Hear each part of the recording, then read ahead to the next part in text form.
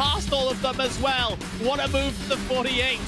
Oh, look at this. And onto the straight they come.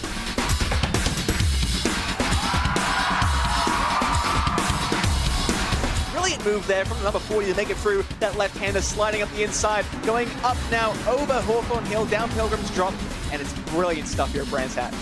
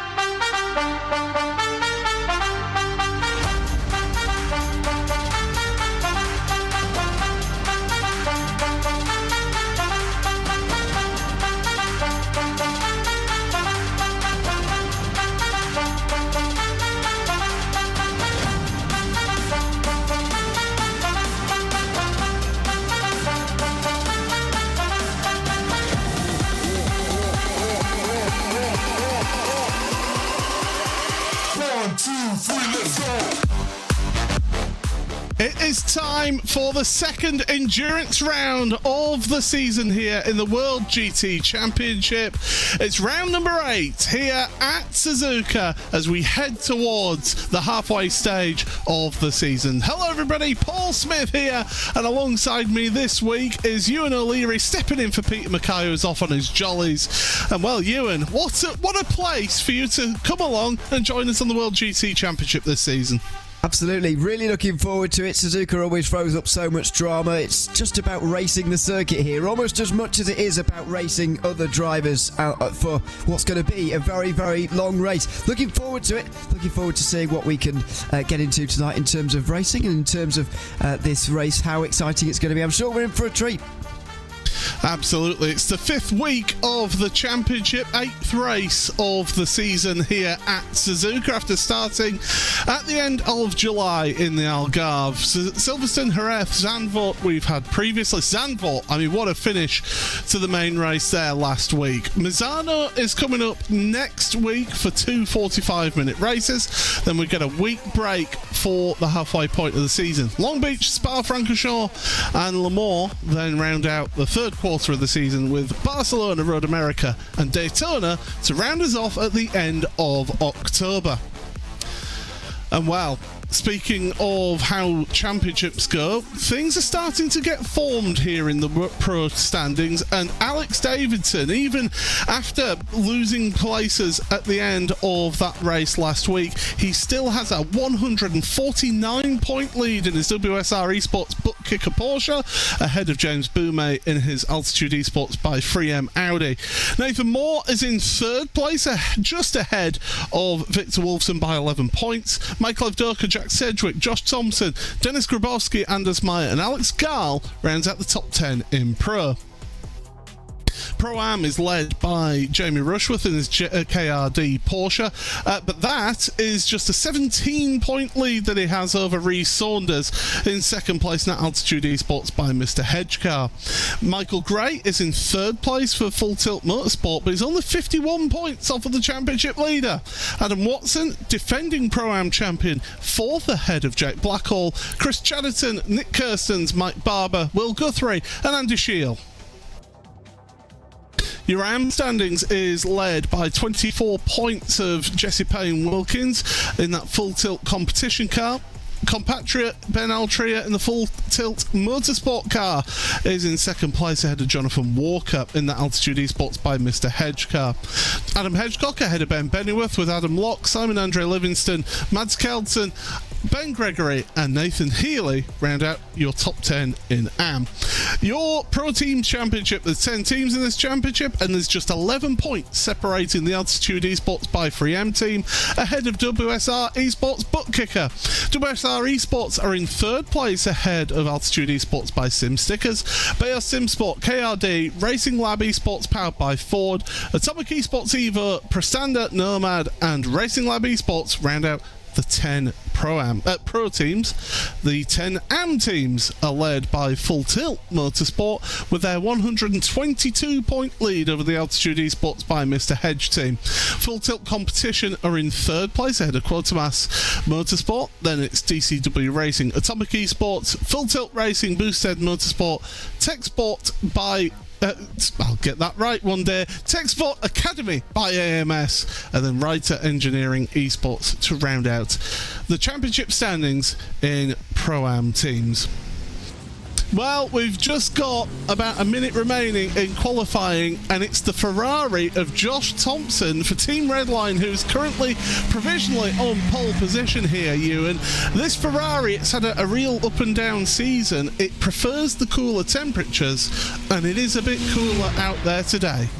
I think that's, and there you go, 26 degrees down on the circuit, just explaining what you're thinking. However, it will only get quicker as we see another Ferrari go to the top. Jack Sedgwick goes over the top of him in the dying moments of this qualifying session. I think the up and down nature of the form maybe speaks to the newness still of this Ferrari. We can't forget that it's not been on iRacing as long as some of its competitors. The BMW M4, for example, has been on for what feels like actually quite a long time now, even if it feels like just yesterday it was added. This Porsche has been here for a while now too. The Ferrari is still on the newer end of things, so maybe that's why we're seeing such up and down form from that car. Just 1-2 at the moment, though, in this qualifying session. Yeah, it's 3 Ferraris in the top 4 right now. Sedgwick and Thompson are ahead of Boumet and Wolfson. Victor Wolfson has been a really, really good addition to the championship this season, and 4th place right now in the Pro Championship. I do believe that we've not got any drop scores yet on those championship standings yet. So once those kick in, that's when we get an idea as to how close people are in your championship standings. But Ross McFarlane, he's a 4-time champion here in the World GT Championship, but it's been a while now since he last won a championship. He wants to get back into the race winning and championship winning habit. The problem for him is that he's had a couple of rounds where he's been missing entirely. Yeah, that's never going to help you, and so that really gives you the reason why, or one of the reasons why, Ross McFarlane is 491 points off the championship lead at the moment. Race running form, you're absolutely right, he can reach that again. Championship winning form, I don't think he's going to come this season again, but if you can build on some race wins, then maybe he can return to the top as he makes his way over the line. We've been following the Porsche for most of the lap now. Is it anywhere near Jack Sedgwick? Well, it's not Jack Sedgwick they're aiming at anymore. It's Josh Thompson who goes over the line with the checker flag waving to the top. What a time from Josh Thompson, right at the death here then, and he gets himself back onto pole position. I don't think anybody else is going to be beating him now, so what a grid that is. Championship leader Alex Davidson is in 3rd place though in qualifying, so 2nd row of the grid in that Porsche. Those Porsches for WSR Esports, they have been really strong at the start of races in these endurance rounds. Expect to see them good in the early stages. But here's your grid then. It is Team Redline's Josh Thompson. What a weekend that they've been having this weekend, Team Redline. They're starting on pole position with Jack Sedgwick for Next Racing alongside Josh. 2nd row of the grid, it's Alex Davidson and James Boumet, with Ross McFarlane and Anders Meyer on row number 3.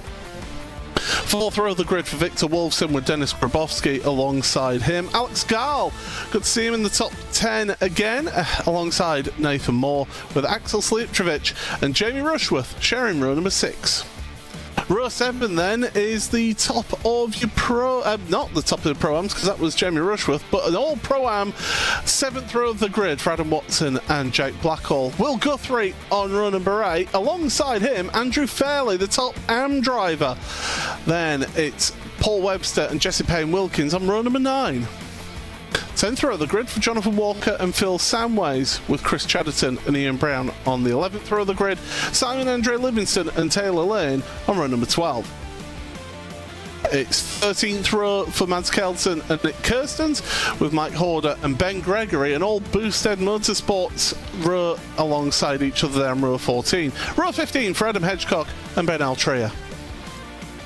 Then the final few drivers who set a lap time, Nathan Healy, Mads Jensen and Ethan Critchley. There are a couple more towards the back of the grid though who did not set a time. Becca Zelenka, Leander Engelvelt, Andy Jones, Richard Simner and Jack Osborne all did not set a lap time. It does look like we are missing Leander Engelvelt though. He's not currently in the server, so we could be having 37 cars taking to the start of this race. A good sized field here, Ewan. It's an hour and 45-minute race. You've got a fuel limit of 73% for the actual fuel cell. We're going to see 2 pit stops here unless some drivers maybe think we can do a bit of fuel saving. Yeah, I think the fuel saving to make it just one stop is going to be too much personally, but I'm willing to be proven wrong if someone wants to give it a go. Yeah, we're going to see you're seeing 2 stops here, and we're going to be seeing great racing as well. It's a decent sized field, not too large so that you know everyone will be falling over each other over the start hopefully and throughout the race as well, but it is large enough so that traffic will be a factor, especially for those leaders looking to win this race overall. So I'm looking forward to this one. It's going to be a very important race as well as far as the championship goes. Alex Davidson, as you say, 3rd place at the moment in that qualifying session. However, Thompson and Sedgwick are down in 6th and 7th respectively. He won't be majorly worried about them. And when you compare this track to like the opening 2 rounds of the championship at Portimao and Silverstone, this is quite a narrow circuit. It's similar to Zandvoort in terms of its width. I just feel that it's enough of one of those old school tracks where you've got to be pinpoint precise with how you get around here. Yeah, you certainly do. It's one of those old school racetracks we don't see very much anymore. You're absolutely right to point out the other 2 circuits that we've had as longer races in this season so far and got coming up, because it is no tarmac runoff here, basically. I mean, this is the only place you're really going to get a chance to run a little bit wide. Through Spoon Curve, you can just see the tarmac to the right-hand side there. You can get out of jail there a little bit, but looking through the S's, the technical section at the start of the lap, that is going to be punished with any errors. The Degner curves as well can very easily get yourself into the gravel on the outside and straight on into the wall as well. So many places where things can go wrong around this circuit. Drivers heading themselves down the backstretch towards 130R. 130R is a balancing act in these cars if you've got things trimmed out, and you've got to watch that outside curb. If you just catch the outside curb wrong, it can fire you across track. We've seen that a few times in the past here, but you're absolutely right. The Degners, they will catch out some drivers out there tonight. Just very quickly then, Ewan, I know you're new to the championship here. Josh Thompson, Jack Cedric, Alex Davidson, or do you see somebody else coming through? I'm going to go for Davidson based on previous form and the fact he's got the championship lead starting from the second row. I don't think that will faze him. Well, the driver who's at the front is Josh Thompson, and he's going to wait patiently here. We've seen quite a few drivers in the past going nice and early here. Now he goes, the foot is down. We're going to have green flag in the air. And it's round number 8 of the World GT Championship. An hour and 45 minutes of action here on RaceSpotTV. In towards the first corner they go. And it's Thompson who got a good launch. Cedric and Davidson, though, they've sorted themselves out a little bit further back. Anders Meyer and Ross McFarlane. Meyer in that Ford. It's really been a struggle for that Mustang in the early season here. Brand new car, and they're still getting used to it. But this is the best we've seen from the Mustang at the front of the field at the start of the race. Through the stake they go, and we have got a spinner. That's Mads Kelsen around. Fortunately, everybody stays green flag racing.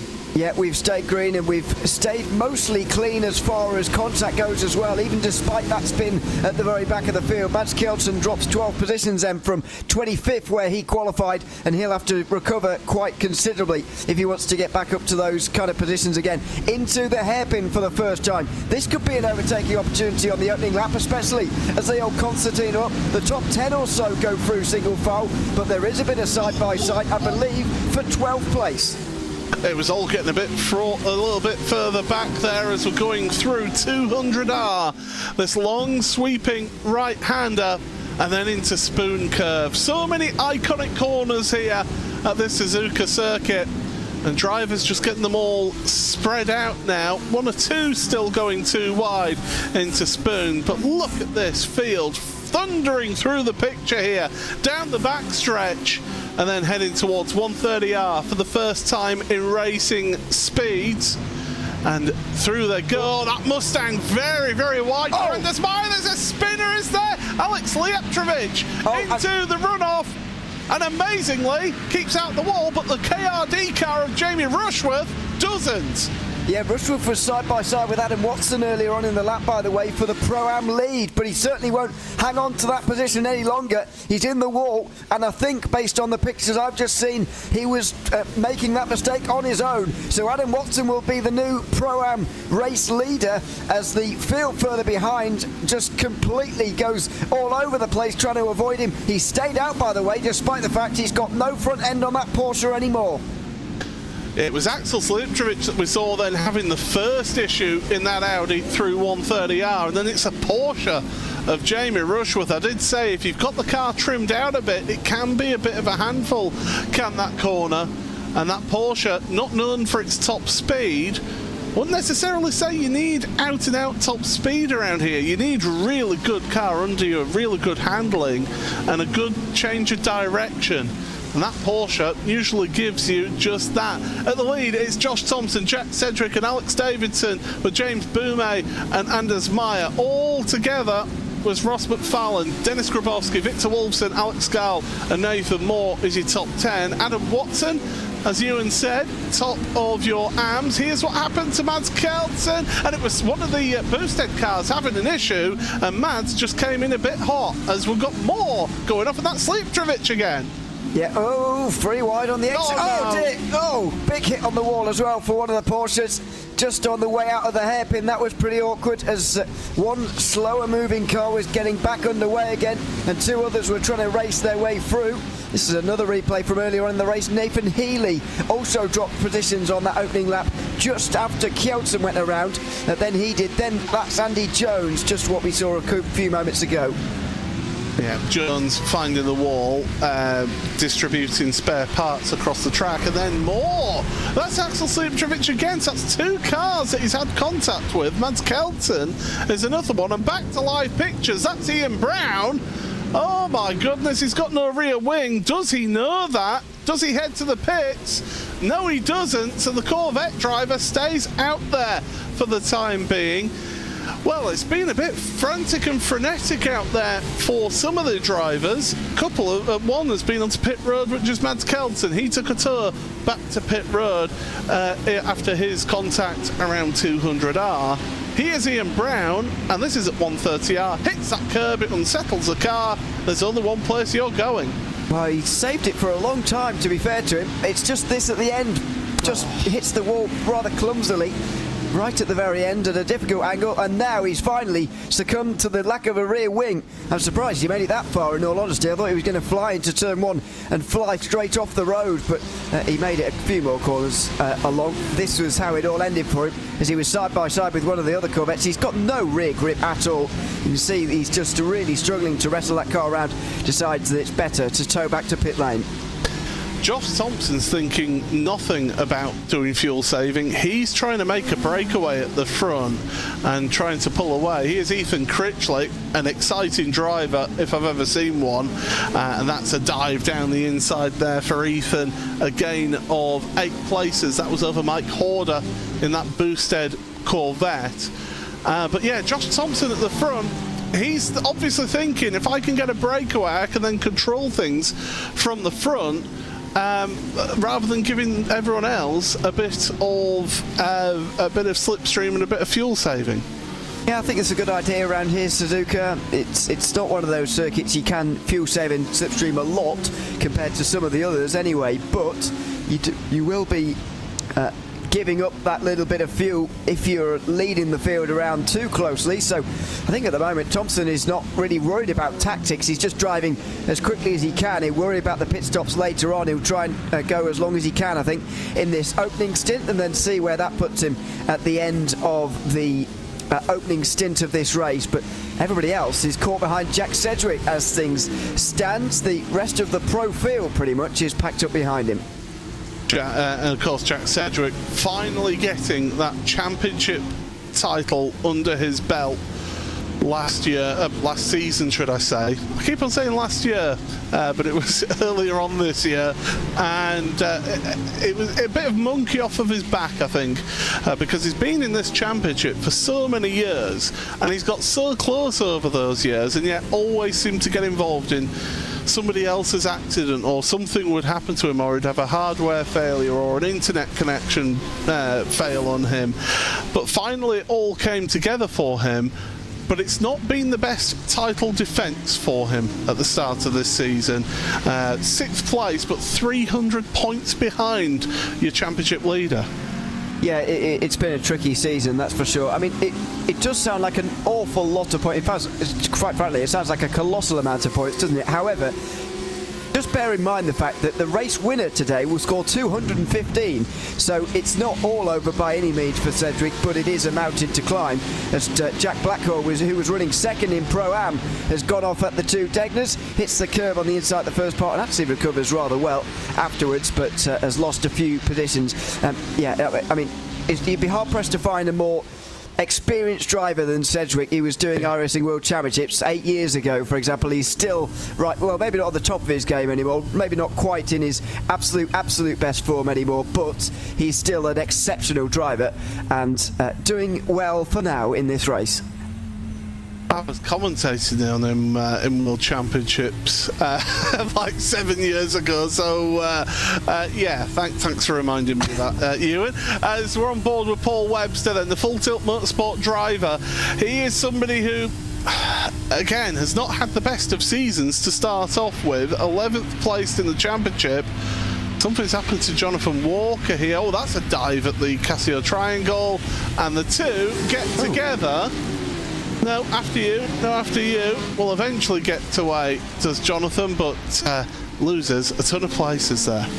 Yeah, that was a pretty awkward bit of contact as they got almost stuck together through the final chicane, and eventually would get back going again. But look at this at the moment, all three different classes represented. It's so busy out there at the moment, and it's going to be for the remainder of the race as well. The field spread is going to be very, very big indeed as people start to re-emerge from the pit lane, although I am slightly fearful that a couple of drivers that have started this race will not be re-emerging, in the form of Mads Kelsen and Ian Brown. As far as I can see, they're out the race. Yeah, they're sat on pit road right now, not going anywhere fast, as we've got changes of positions happening in front of us here. Victor Wolfson we're on board with. It's Ross McFarlane and Dennis Grabowski. Talk about another driver with pro sim racing experience, Grabowski. I mean, that is somebody who, he dominated the Pro-Am Championship when he came in and joined the championship as a privateer. And then he's joined Altitude Esports, and I think that's really helped the team there, as Wolfson thought about sticking a nose in at 1:30 hour and played the sensible game and backed out.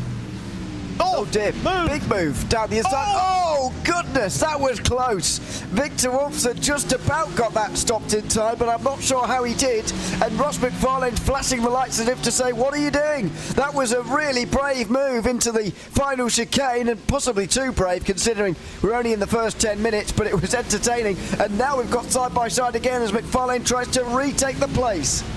Oh, but you can carry the speed around the outside here at the first turn and the first corner, and through goes Wolfson, then stays ahead of McFarlane, but Ross, terse flash of the headlights, and here we go, super slow replay.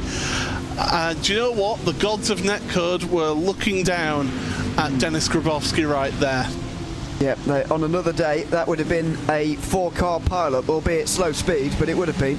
And they are all very lucky to have gotten away with that. Is that the mark of damage on the front left of that Ferrari? Yeah, so there was ever so slight contact. It's just nudged the bodywork slightly. I wouldn't imagine that would have done any damage, realistically, to the actual performance, but you never know.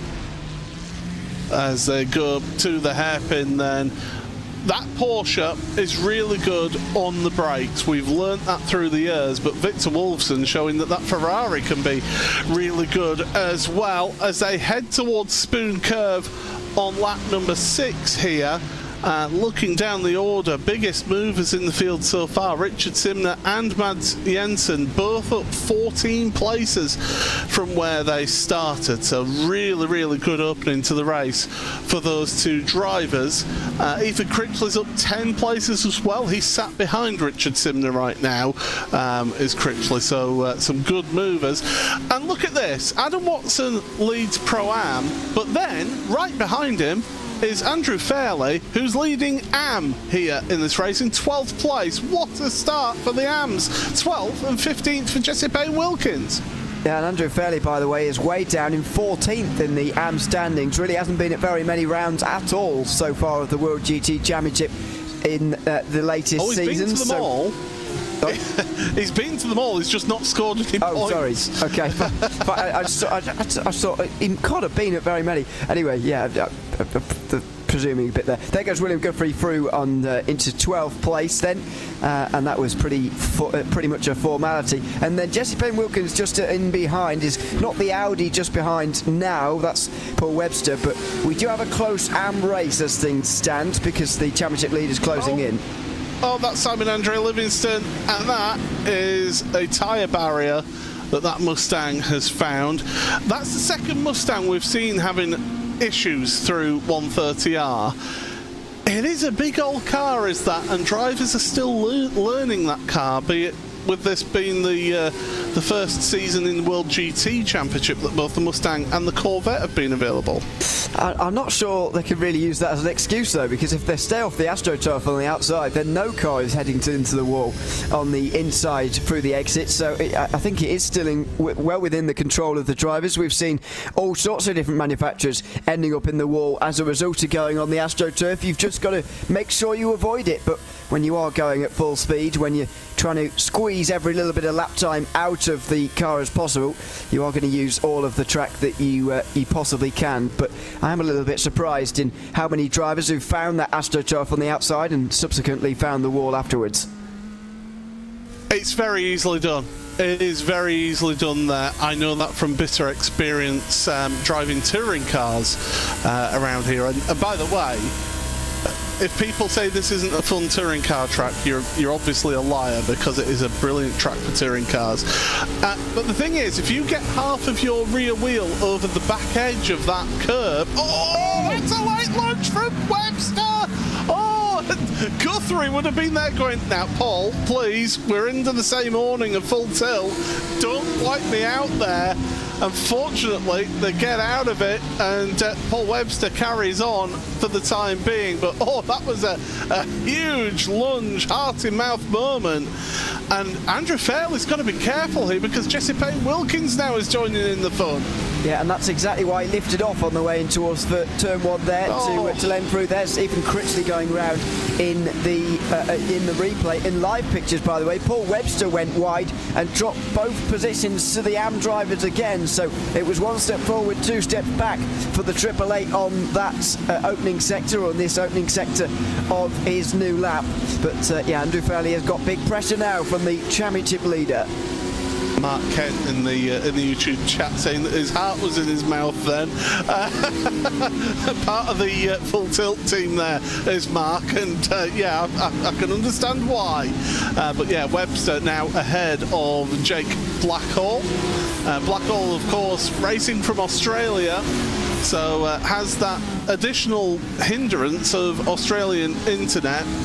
No fault of his own, you just can't change the laws of physics, and it does take a bit longer for signals to come from his computer to the servers, and that's why you just always race Jake with a little bit of a bubble around him. Behind him though, Phil Samways and Mads Jensen, they're going at it as well, and Mads, teammate of Victor Wolfson, a little bit further down in the field. He'll be wanting to move forward in this one, Mads. Certainly will. And there's plenty of time to do so, of course. Nearly 90 minutes remaining in this race, and 2 pit stops as well, which I think is going to be a real key and important part of this race. Traffic is going to be really, really thick throughout, even though there are just less than 40 in the field. It's going to get very spread out, and there's going to be a lot to negotiate here, not only in terms of actual position, but also lap traffic as well later on. So it's about when you take those pit stops, where can you find yourself in that little bit of clean air, and how can you use that to your advantage over the course of this race. But we're still a fair way away from that. I think anybody coming in now will be seen as an early stopper, that's for sure. Now, this is a track that isn't traditionally one where you pick up off-track penalties, is it? It's not one that you would just rack up the off tracks here. But just for note, the limit when you reach 21 incident points, that is when you then get a drive-through penalty. So that's the limit that we need to keep an eye on throughout this race. Bacon Zelenka down in 28th. He's slowly making his way forward behind Ben Altrea, the AM driver. And those two working their way, although Bacon deciding that enough is enough. Yep, just pulling off to the right-hand side with almost no warning there.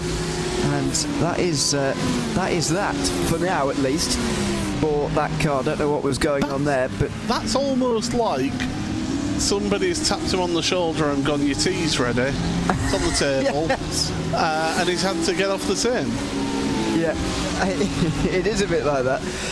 So who knows? Maybe that's correct. Maybe it is time for dinner for him. But very weird. You don't often see. If it were real life, we'd say, oh, the engine's blown up or something. But of course, that is probably not the case. I mean, we've seen a few hardware failures this season so far. Jack Sedgwick famously in the opening round at Portimao with one of those. It was the worst way to start his title defence, and went straight on at turn number 1 there. So we have seen a few with failures. Now, would you like to know some average 5-lap pace from your front end? Josh Thompson, 2 minutes, 0.434. And then Jack Sedgwick and Alex Davidson, 2 minutes, 0.504. James Boumet, 2 minutes, 0.456. So there's barely a tenth of a second in difference between actually the top 5, because Anders Meyer, 2 minutes, 0.494 average 5-lap pace. Yeah, it's remarkably close between these leaders, and to me, that's showing all the more impressive that Josh Thompson's been able to get out front, because actually the 5 of them are very well matched as the early part of this race continues on. Do just wonder though whether some of these guys in this second group of 4 are holding back a little bit. Are they saving a lap of fuel here or there, and will they use that later on in the race? For now that is unclear, but the fact he's got a 1.5 second advantage is a very good place to be just under 20 minutes into this race. It's far enough that it is a bit of a gap for you to not feel the pressure too hard, but it's not a big enough gap for you to be just focusing on your own pace and just cruising at the front. Battle for 17th, by the way, in the main picture with the leaders in the picture, and that is not how you take Spoon Curve trying to make the move, and so that's a loss of positions then for Victor Wolfson's teammate Mads Jensen. Yeah, Mads Jensen just remarkably saving the car actually. He was very sideways, but he kept it facing forwards. Unfortunately loses a position as we go back to the leaders and look at them making their way down in towards the first corner again. You are right in that it is not the time for anybody to just be focusing on their own pace and cruising, but I do think it is a big advantage for Josh Thompson to just be out front by that 1.5 seconds or so, but you know, there is a very, very long way to go in this race. Here's the replay, and here's the look to the inside. You're never making that. Never making that. Well held, I must say, by the way, to hold that down through Spoon as we're going side by side. Richard Simner in the DCW Racing Corvette. And that is a gain of position then for Richard ahead of Chris Chatterton. We have had a question from somebody whose name I've not seen for quite a while. Yoni Hagner, welcome along, good to see you. Does this series have a different balance of performance? No. No, it works off of the iRacing balance of performance. Yeah, so they do have it in the regulations. Oh dear. Yeah, that was at the Dunlop curve. Chris Chatterton for Prestana Nomad was all out of shape, hit the inside wall, went out to the outside. I think it was a Corvette that had to take to, excuse me, I think it was an Audi. Yeah, who had to go very wide into the gravel to avoid. This is what happened. It's so dangerous at the top of turn 7 there. Hits the wall on the inside. Oh, look at that. The Audi does a very, very good job. Do you know what? That would have been so easy to just throw the Audi into the scenery there. That would have been a massive accident. Well done, Axel Slitrovic, to keep that out the wall. That'll be one. Matt Fletcher will be taking his head out of his hands now as team boss and thinking, my goodness, oh, that was a close one. But yeah, just to finish off the point I was making, the series do have the ability to change the balance of performance if something is ridiculously overpowered, but at the moment, it's just on the iRacing balance of performance right now. Paul Webster we're on board with. Ahead of him, Jesse Payne-Wilkins and Andrew Fairley battling for the AM lead here, Ewan. That's 13th and 14th overall, and Fairley wants to play for keeps. He stretches back to the inside. Wow, that would have been quite something. But he decides not to go for it, probably wisely as well. Weaving around all over the place, looking to the outside and the inside and the outside again, then the inside again. And in the end, he stays behind on the way towards the S's for another lap. But Paul Webster's got the absolute best seat in the house for this. It's the AB leading battle that Andrew Fairley has had to hold on to for quite some time now. If I'm Paul Webster, I'm actually getting a little bit frustrated behind these two, because these two tripping over each other are slowing each other down, and you can see that Adam Watson and Will Guthrie are just pulling away in the Pro-Am leading spots. I mean, Adam Watson is 8-9 seconds ahead of Paul Webster right now. Will Guthrie's nearly 3.5-4 seconds ahead of Paul, so Paul wants to get by these two, but these two legitimately, yeah, this is a fight for championship points, because if you're just joining us watching the World GT Championship, those of you at home, the position that you finish in are the points that you take to your championship. So these two AM drivers being 13th and 14th, this is huge points for the AM Championship. Yeah, overall that is. So it's an overall scale. There's not separate points dished out for pros, pro-ams and AMs. It's all through one scale. So actually, in some ways, they will want to keep Paul Webster behind. Maybe those kind of conversations are for later on in the race when you can start thinking about inter-class battles. But I think for now, they will let Paul Webster go if there is chance. At the moment, there isn't really chance, though, because Jesse Payne-Wilkins is looking up the inside again.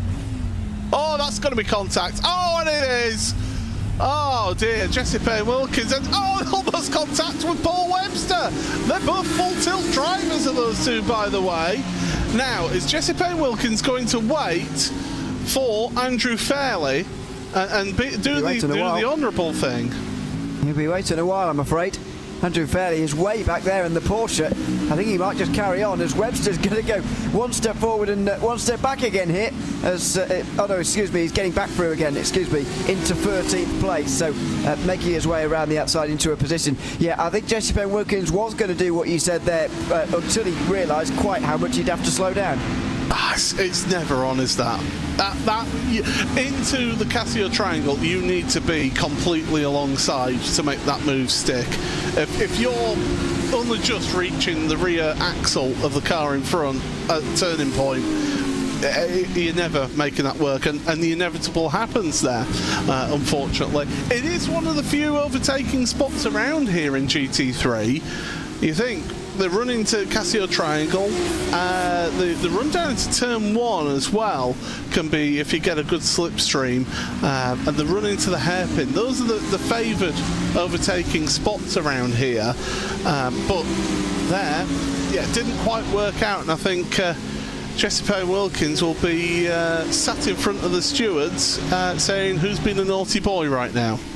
Yeah, I think that will be to the will have been brought to the attention of Race Control, I should say, that incident through the final chicane.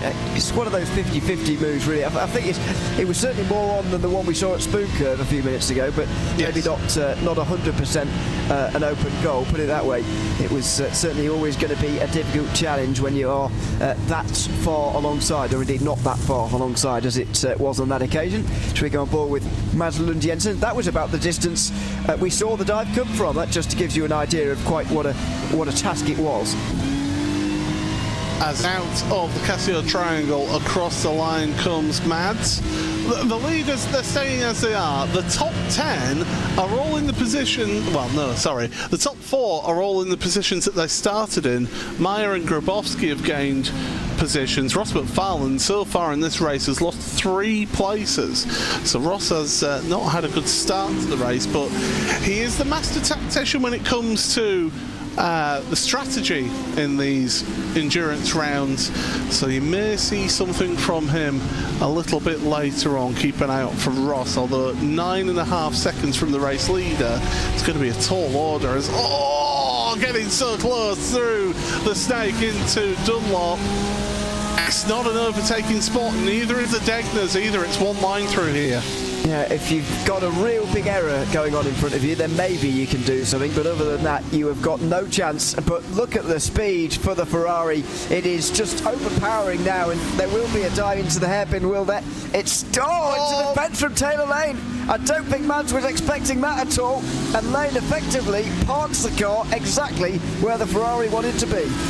Nobody expects the Spanish Inquisition, and well, Mads Jensen decided to make the move, but Taylor Lane legitimately held that inside line, got onto the anchors, and yeah, I'm surprised that there wasn't a push wide through there. Nathan Healy has had an awful race so far, and that one was a little touch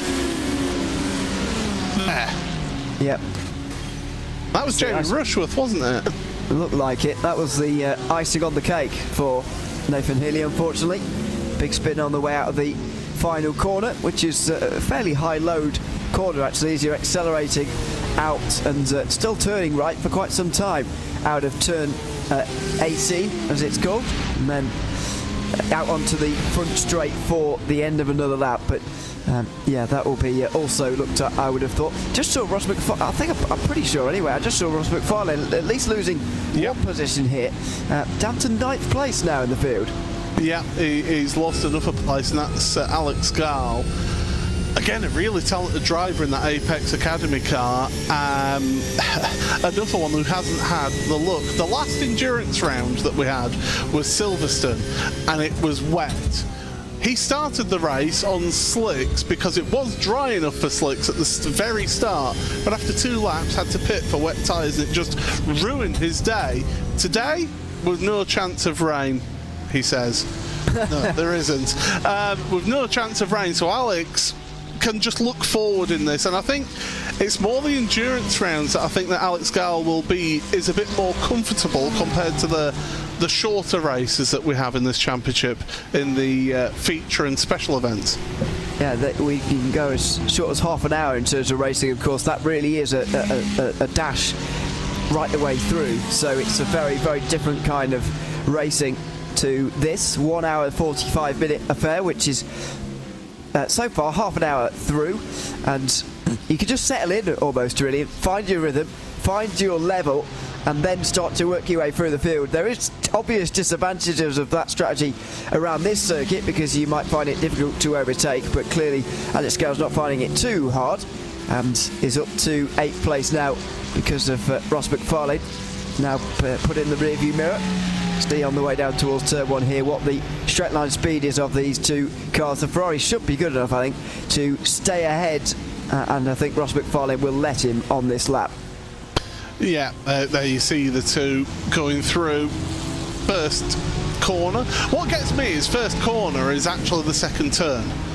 That's what gets me with the corner naming around here.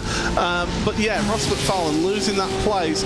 We have found with these Porsches, they seem to, well, certainly with the WSR Porsches, they seem to just drop off pace through the stint and don't quite have that bite that they had at the start of the stint. And that's why I said to keep an eye on Alex Davidson at the start of the race.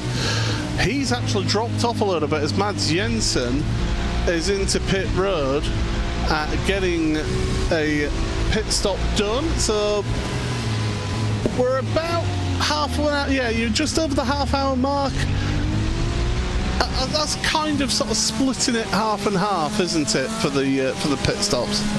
Yeah, if you like splitting it into thirds, 35 minutes we'll be splitting it into exact thirds, and that is 3.5 minutes away, so we're not too far away from that at all. But I think the earlier stop is a good idea for Mads because he is embroiled in so much traffic that are not in the pro class, and to get out ahead of them, he's probably best to pit early, find some clean air and go fast on his own rather than make the moves on the circuit, which is proving to be increasingly difficult. It's a narrow circuit with relatively few chances to overtake, and so if you can avoid doing it, then I think he's got to take that chance.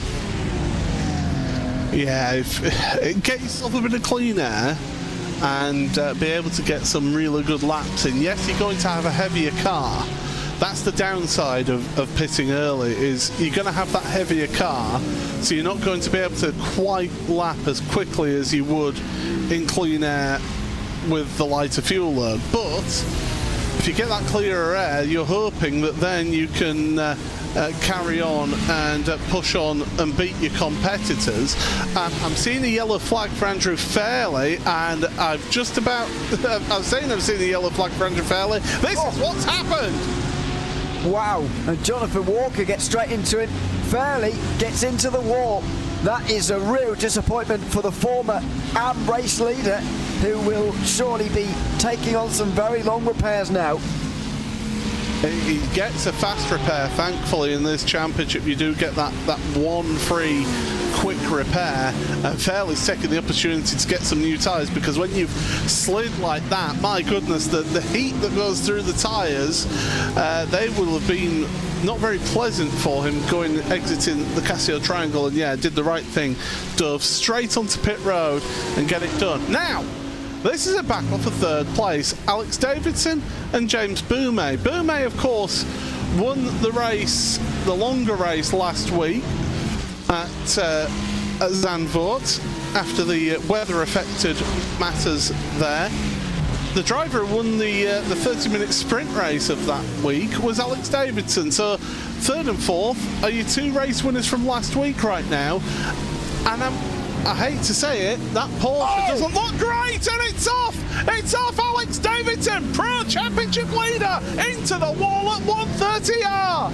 And at huge speed as well. Davidson's going to drop down the field like a stone, and there he goes. Toes back to pit lane. He couldn't even drive the final 3 quarters of the circuit back to pit lane. There's the impact itself. It doesn't actually look as hard as it could have been, but it's done damage clearly, and the championship leader is in trouble here at Suzuka. He's not just in trouble, he's out of the race, he's left the server, he's done for the day. Big impact on that right rear.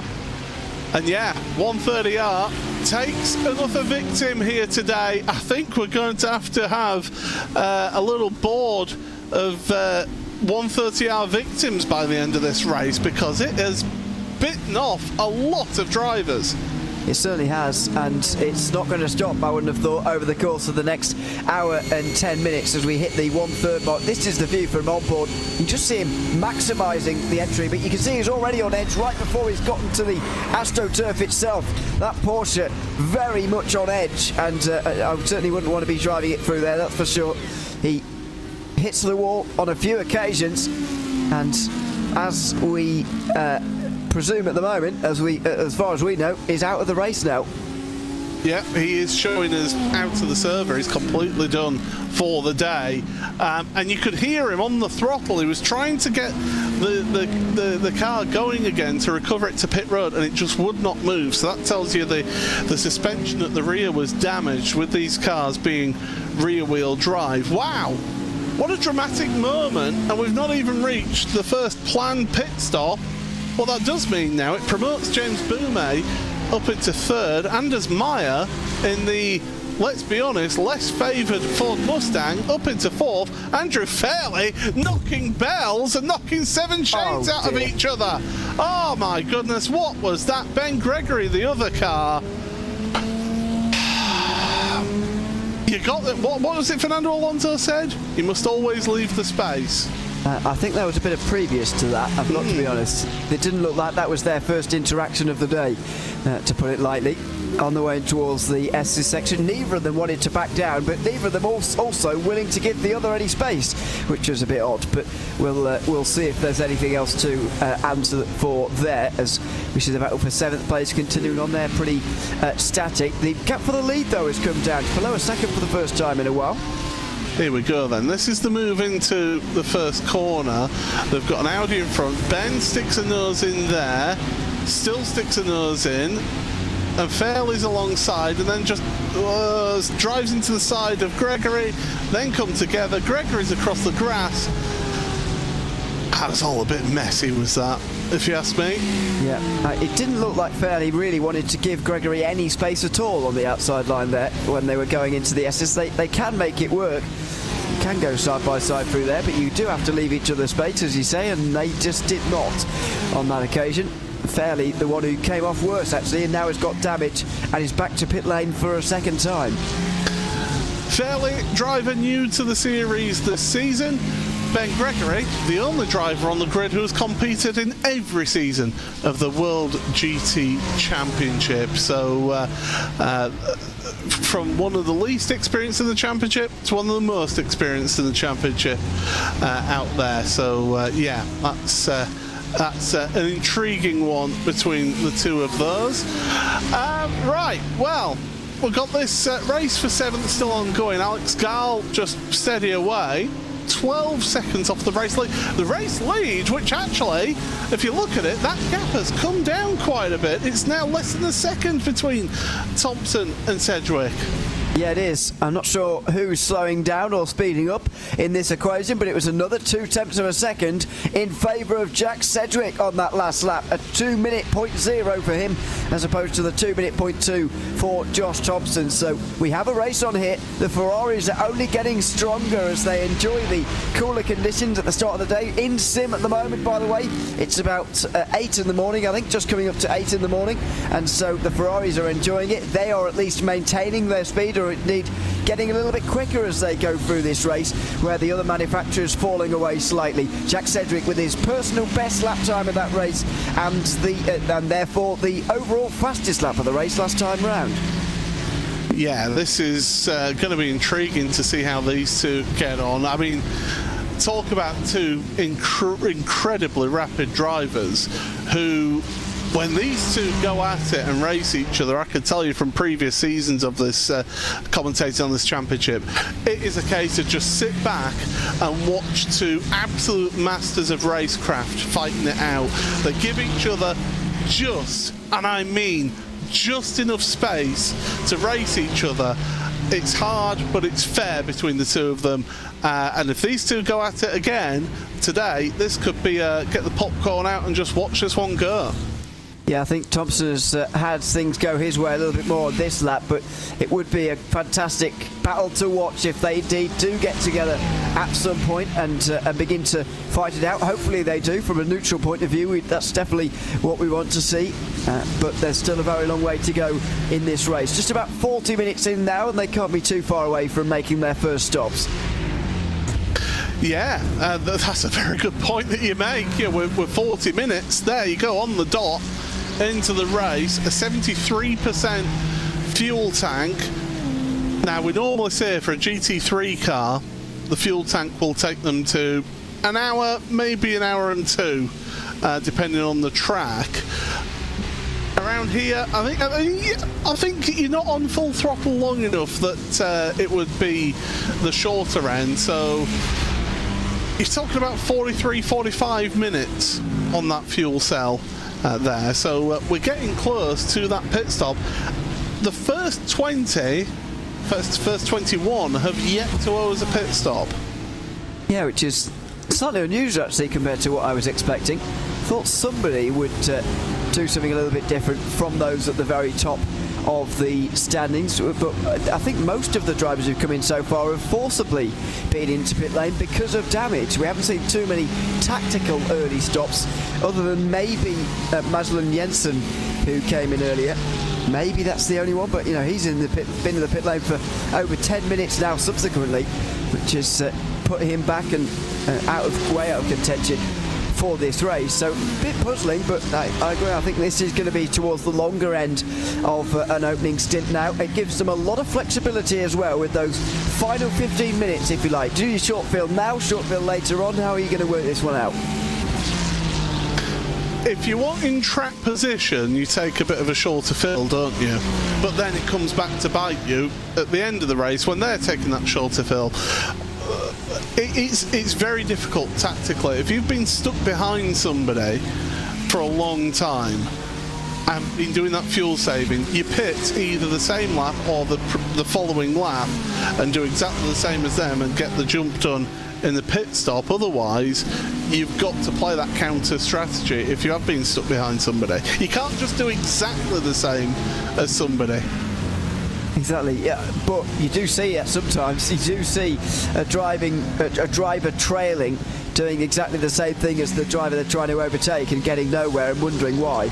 It is slightly puzzling, as Ross McFarlane is going to do something a little bit different here. He's the first of the real front runners to make his way into the pit lane. The top 9 all covered by pros at the moment, and Ross McFarlane is the first to blink of them.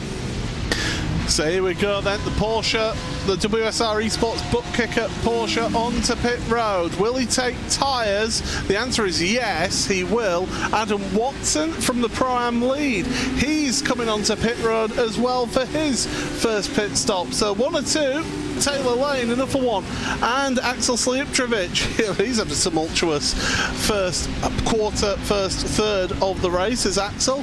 He's onto pit road as well. The rest are all staying out there.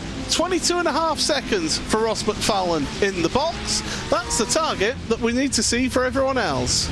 Yeah, so correct me if I'm wrong, that seems a little bit on the short end to me. Not quite a full 73% of a tank, but we'll wait and see how everybody else responds. We were talking earlier, or just literally seconds ago, about needing to do something different to the driver in front of you.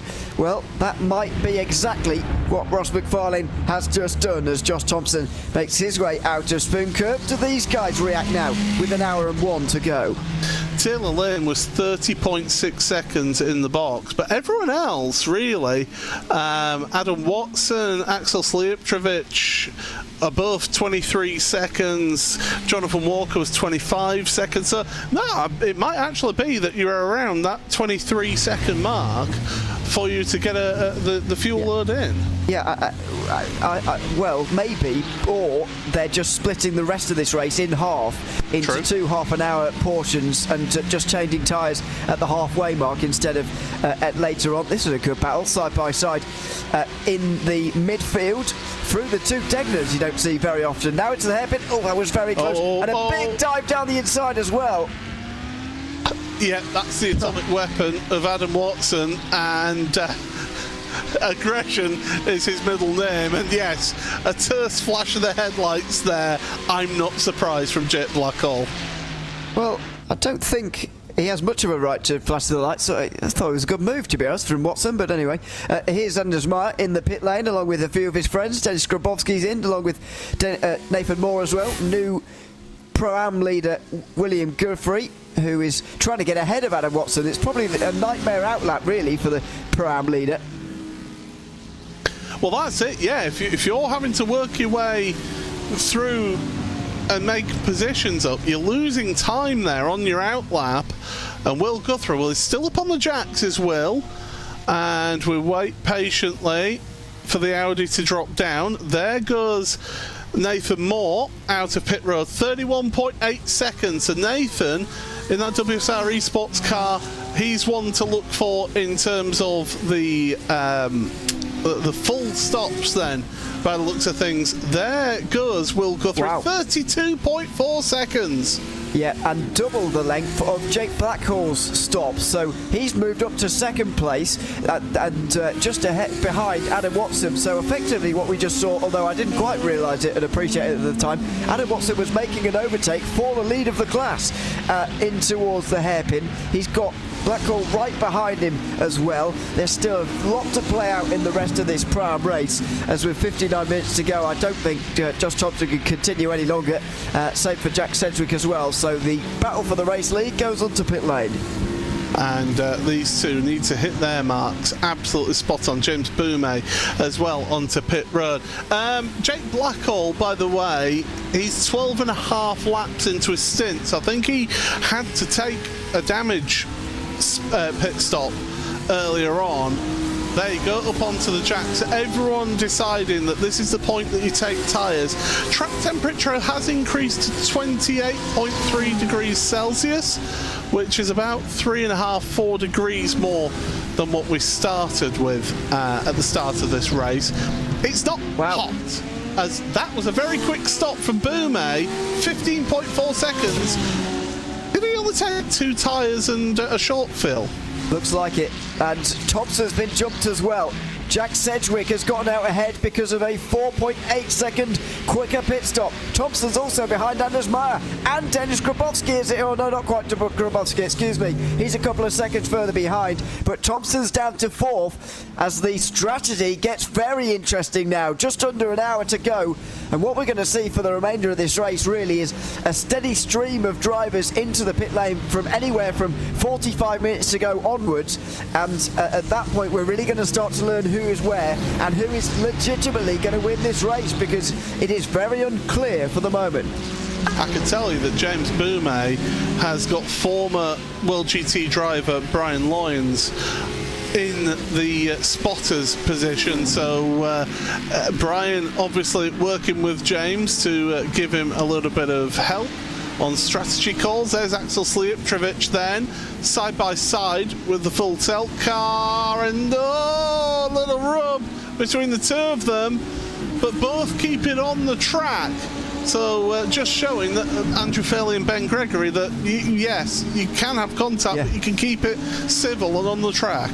I think what I'm learning from this race principally is that Axel Slijeptrovic is incapable of being boring, actually, and he's having another great battle here for 15th position. I think this is going to continue as well for the remainder of the race. He just needs to continue to pick off places again and again. He's clearly quick, he's just caught behind a lot of drivers who are a bit slower than he is. Yeah, of course, getting caught out at 130R at the very start of the race, don't forget, was Axel. He was the first one to find the runoff at 130R. The first of many it has been today, that is for sure. But Axel, you're absolutely right. He is an exciting driver, and I think it's just the consistency. If he could work on his consistency a bit, he would be up there challenging for a pro championship. But at the moment, this season, it's not been his season so far. And as you say, 16th place for Axel. Will Guthrie in Pro-Am, 15th.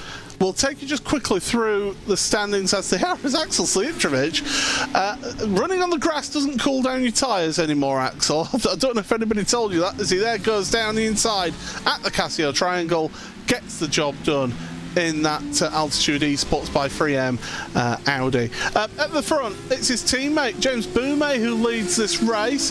He's currently got, well, an 8-second lead over Jack Sedgwick in second place. Anders Meyer in that big old Ford Mustang, third place out there on track. Then your top Pro-Am, Adam Watson. He is in 10th place ahead of Jake Blackhall, who's in 11th for Pro-Am. And Paul Webster, still third place in Pro-Am, but in 12th place overall.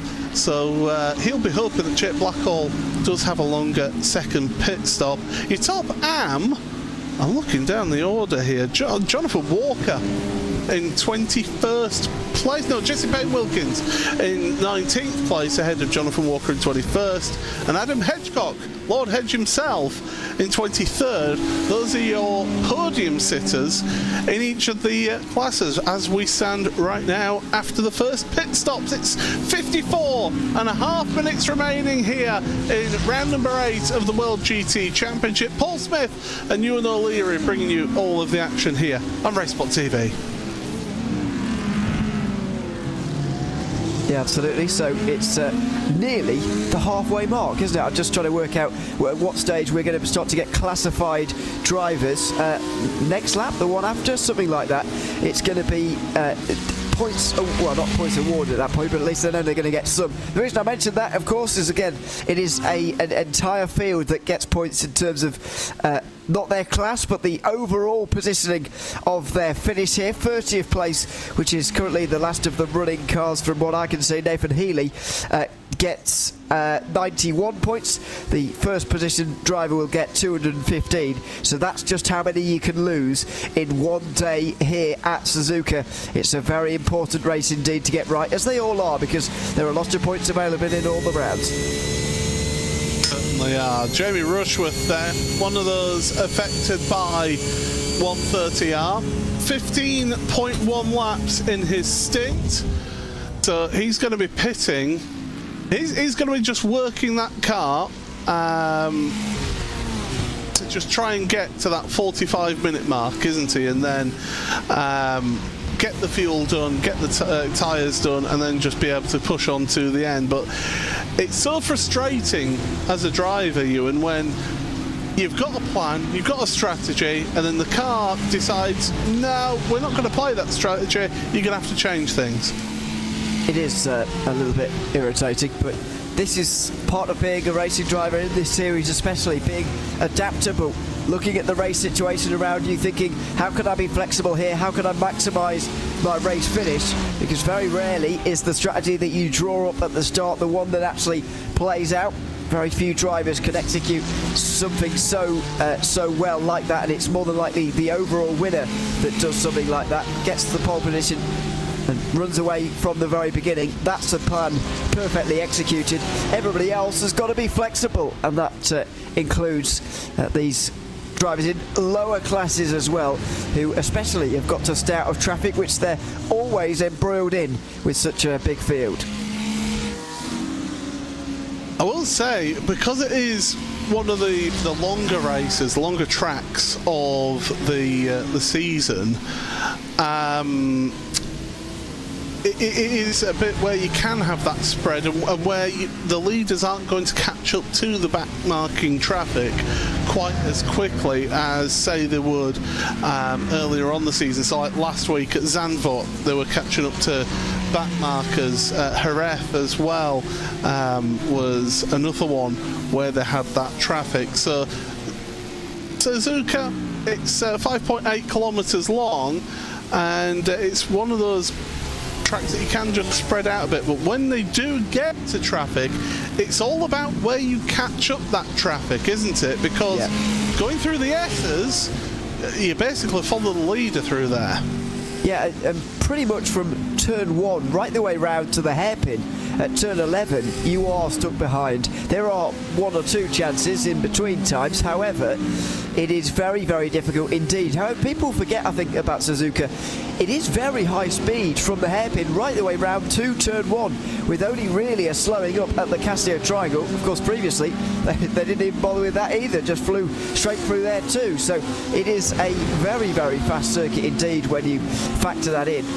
GT3 cars, of course, a little bit slower than some of the other machines that go around here year by year. However, you've got to remember how high speed it is, and that does play, or did play into the race earlier with Slipstream. It will play into the race later as the drivers try and overtake one another in the dying moments. I will say with this circuit, I do like that they have changed very little around here. They changed the profile of Dunlop curve. They changed the last chicane slightly as well. But other than that, they've not really touched this track, other than moving some runoff, some barriers out the way, putting a bit of asphalt runoff in just a couple of key places. So Spoon through 130R, through the first corner as well. But other than that, you can stick on an Ayrton Senna onboard, and basically you can see, well, actually, do you know what? It's pretty much the same. I love that about this track. Yeah, absolutely. It's one of the iconic racetracks as a result. It's got that history. It's got all of the lists of winners behind it as well, and that's a fantastic thing for the spectacle, for the circuit. As, by the way, Jack Osborne is in the pit lane here. I didn't expect him to quite have to come in this early on, but maybe this explains why he was so close to the prime lead earlier on. He was on lap 23 of his stint there. He did have to pit very early on in the race there, so that explains why he's having to pit now. And the problem for him is, 49 minutes. That's going to take some fuel saving from Jack Osborne to be able to make it to the end on just this pit stop. He needs to absolutely get the boys to brim it to right to the fuel filler cap to hope that he can get to the end. I would go further than that and say he needs to remove the filler cap of 73% and just put some more, even more in if he's going to make it, because I don't see a way in which he saves what I would guess is a couple of laps that he'll need. I mean, maybe it's possible, but we'll have a look and see. I'm doubtful myself. to be honest. He's certainly not going to be chanting for the race win here. Alan Watson is still leading there, and he's controlling for the moment. Not home and dry by any means, but he is in control, and he won't have to do fuel saving, that's for sure. No. He does know how to do fuel saving, does Adam. It's just that his normal position is loud pedal to the floor, and we'll see what happens through the race. This has been a really intriguing one, by the way. Richard Simner in that DCW racing car in 18th, and he's just behind Taylor Lane. And Taylor, well, again, if you've got somebody who's maybe not having the best of starts to the season, I'd say Taylor Lane is potentially one of those drivers. But right now, in that, I believe that's the quartermass car of Taylor Lane. I've just lost him off of my entry list, so I'm just trying to find him. It is Taylor Lane. Okay. Yeah. Thank goodness. I've learnt new teams' colours, so it takes a few rounds before they start getting there. Yeah, I always found that about on the penultimate round, I've just about got there with that. Or you get a team go, right, we've been running for most of the season, we're going to run a retro livery. Oh, great. Oh, yeah. Thanks, guys. Commentators love a retro livery famously, as it turns out. Yeah, it is Taylor Lane just up ahead in 17th position here, just ahead of Richard Simner, who's made up a lot of places today and is looking for another one here on the Porsche. Not going to happen into the Degners here, but thankfully clean again through here. Haven't seen any of those incidents where you run too fast through the first Degner, get into the gravel and go straight into the wall at the second Degner today, which is something you see almost every time you come to Suzuka, but thankfully we've avoided it so far today with still 3/4 of an hour to go. Simner gets ever closer there through the hairpin, and now onto the high-speed section he'll be looking to make the move. I know that Lewis McGlade doesn't believe in the commentator's curse, but Ewan, well done. You are now going to be the person at fault for somebody going flying into the barrier at Degner 2. You just know it now, don't you? I probably said it a bit too early, to be honest. I've gone too soon with 45 minutes to go. It was a bit brave of me to say that in hindsight, but I've done it now, so hopefully it doesn't happen.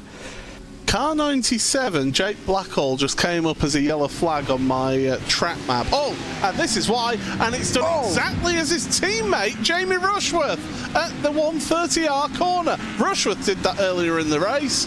Blackhall, the latest victim here. And does he realise he's lost his rear wing? Because he's continued, he's not gone to the pit lane, which is surprising me. I would have thought he'd pit early now and just fuel up to the end, because we're getting to that stage where you can now fuel up to the end and make it, but Blackhall is still out there on the circuit, still in third position, and can still rescue a podium, I would suggest, but he will need to make an early stop, probably. There is his rear wing, or lack of. I could tell you right now that, having been a former teammate of Jake Blackhall, I know exactly what is going on in that Discord voice chat right now, and it's many, many four-letter words being shouted down the microphone when that happened. Yeah, stuff like road and spin and stuff, yeah. Sure, if you want to think that, then that's fine. You obviously aren't taking into account the Australian vocabulary there. But here is an interesting fight now. Anders Meyer and Josh Thompson. Anders, in that Ford Mustang, this is the first time this season that Mustang has actually looked like it's looking really, really strong around this track. And Anders, up 3 positions so far. He did have a shorter stop than Josh Thompson, though, but Thompson, he must be feeling like he could get ahead. Although saying that, I'm looking at the average lap times, they're still only about 2/10 of a second slower than the race leaders. Yeah, it's interesting, really.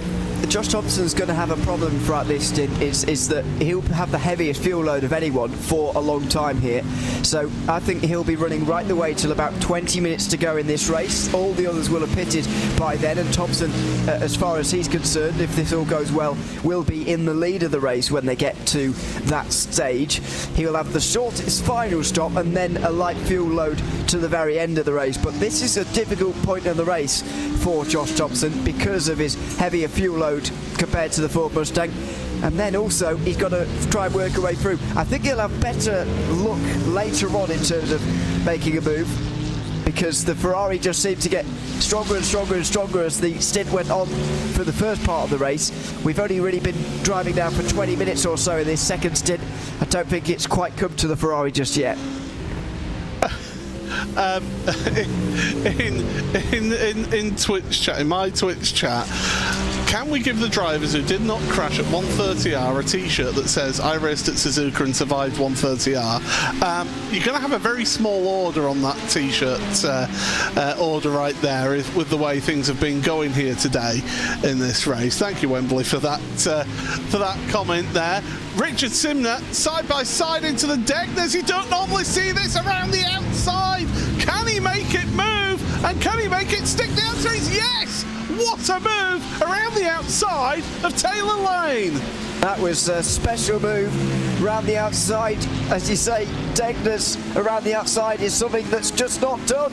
But Richard Simner has just done it successfully as well. Fantastic driving from him as he's now going to set his sights on those ahead of him, like Jake Blackwell, who's still out there at the moment with no rear wing. Just been overtaken by Axel Sliptovich for 12th place.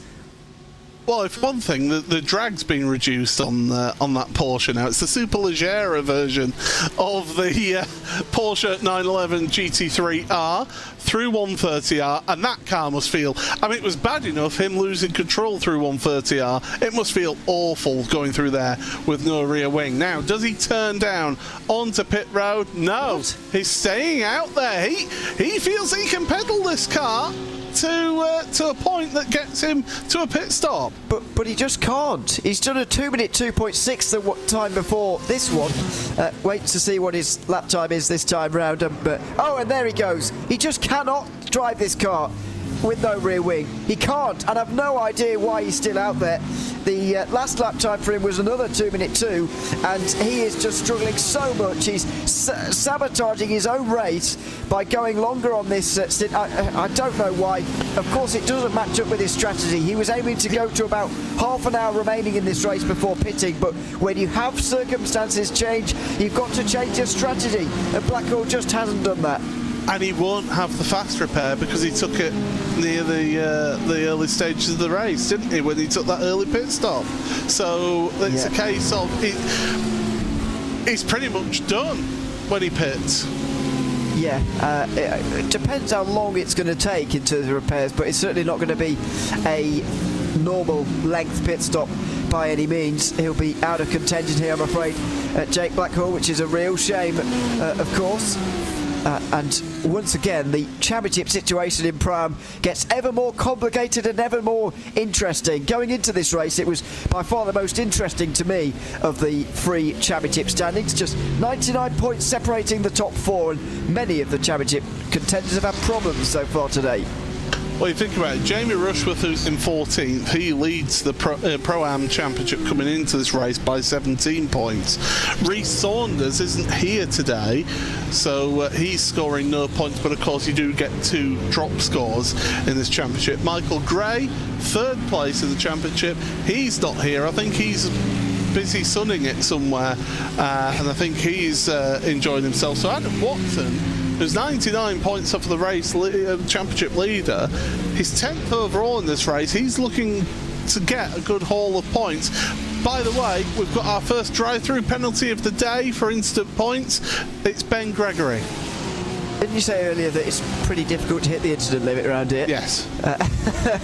But although, to be fair, we have seen Ben Gregory having car contact, which is maybe why he's been racking up points quite so quickly on this occasion. But yeah, it's not something you see very often around here at Suzuka. He'll be thankful it's not the longest pit lane in the world, but it's something he could have done without. Well, there's Jake Blackhall and Jamie Rushworth pitting on the same lap.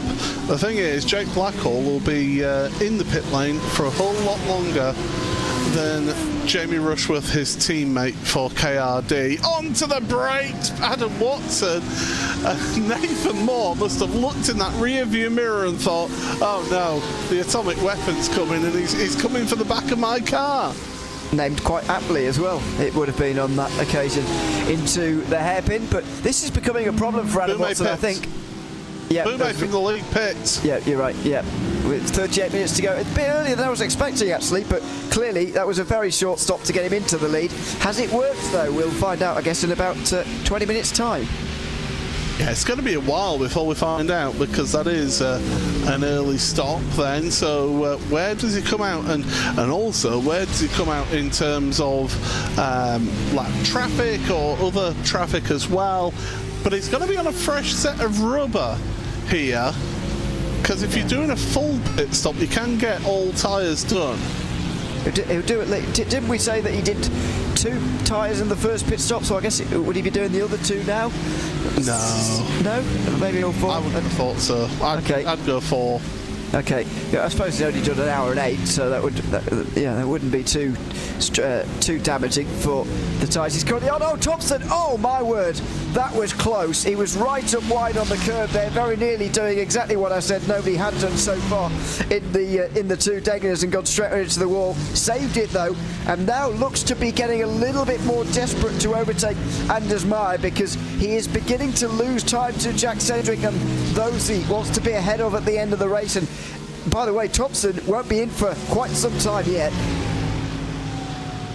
Yeah, he's going to be quite a while yet before he pits. Or do you? It's what we talk about. Do you take that that risk and decide, you know what, I'm going to pit early and try and find myself a space? That's a potential option to him if he is indeed getting stuck behind that Mustang. But yeah, I can tell you right now, that Ferrari is not a small car. I've stood next to the GT3 version of the 296. It's not a small car, but that Mustang, that's just a big brick, isn't it? Yeah. In front of it. I tell you what, I know it's not the same, but I saw the road version of the Ferrari pass me by a few weeks ago, and just noted how low it was. It's ridiculously small in terms of its height, and so sleek compared to the, as you say, the brick, which is the Ford Mustang just up ahead, which is exceptionally long, I think, more than anything else, more than any of its other dimensions. I know it's quite tall as well, but it's exceptionally long, got a very long wheelbase, and so that does provide some stability in some areas, some drawbacks in others as well. But it's a real mismatch, isn't it? You wouldn't think these two could do the same amount of speed around a circuit. But the beauty of GT3 racing is still healthy in 2024, because look at the different ways of going around GT racing, and yet these two manufacturers can make their cars go just as fast as the other around this circuit. We were running at 31 cars. We're back up to 32. Sorry, we were running at 30 cars. We're now back up to 31 because Andrew Fairley has jumped back into the server, got the repairs done on his car, and is back out on track. As there goes Thompson down the inside of Anders Meyer. Meyer not great through 200R, and Thompson finally. And he's been stuck behind for all the time in this stint. That's 11.5 laps he's been behind Anders Meyer. He finally gets through, and now he'll try and push on and try and gain back some of that time to Jack Sedgwick that he lost. I mean, he was basically let through there. There was no battle at all. I think Meyer pulled wide so that Thompson could go through. I don't actually think he intended to fight at any stage during that battle. As we look back from Thompson at the Ford Mustang in view. Is Meyer going to come in? No. And I don't really know why he's chosen this moment in that case to let Josh Thompson through, but it may be 11.5 laps too late for Josh Thompson. I think he's lost some time being stuck behind the Ford. Well, I mean, you say that. He's only 3.5 seconds back off of Sedgwick, and he did end up being, what, just short of 4 seconds longer in that previous pit stop. That's going to be tight between those two, isn't it, when it comes to the second pit stop phase? Yeah, it is. Don't forget they came in nose to tail after that first stint, so if they were nose to tail again, that would pretty much be status quo. However, yeah, you're right. If we're looking at this logically, Sedgwick was 4.8 seconds quicker last time, so Thompson must be similar quicker this time round, in theory, and thus be ahead by the end of this pit stop cycle. Really, who I'd be worried about there is James Burmay. Where is he going to be compared to these guys? Because he is on his own. He's not had the traffic to deal with like Thompson did during his laps out of the pit lane, and so all of the two Ferraris going to be so focused on one another, they're going to get beaten to the line by an Audi. Well, Burmay is in what? That's in 8th place. He is about 8 seconds back from Alex Gall.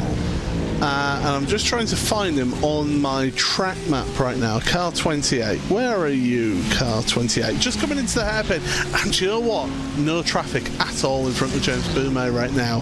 He is having a really good, clear run right now. In fact, his last lap was a 59.8 for James Burmay.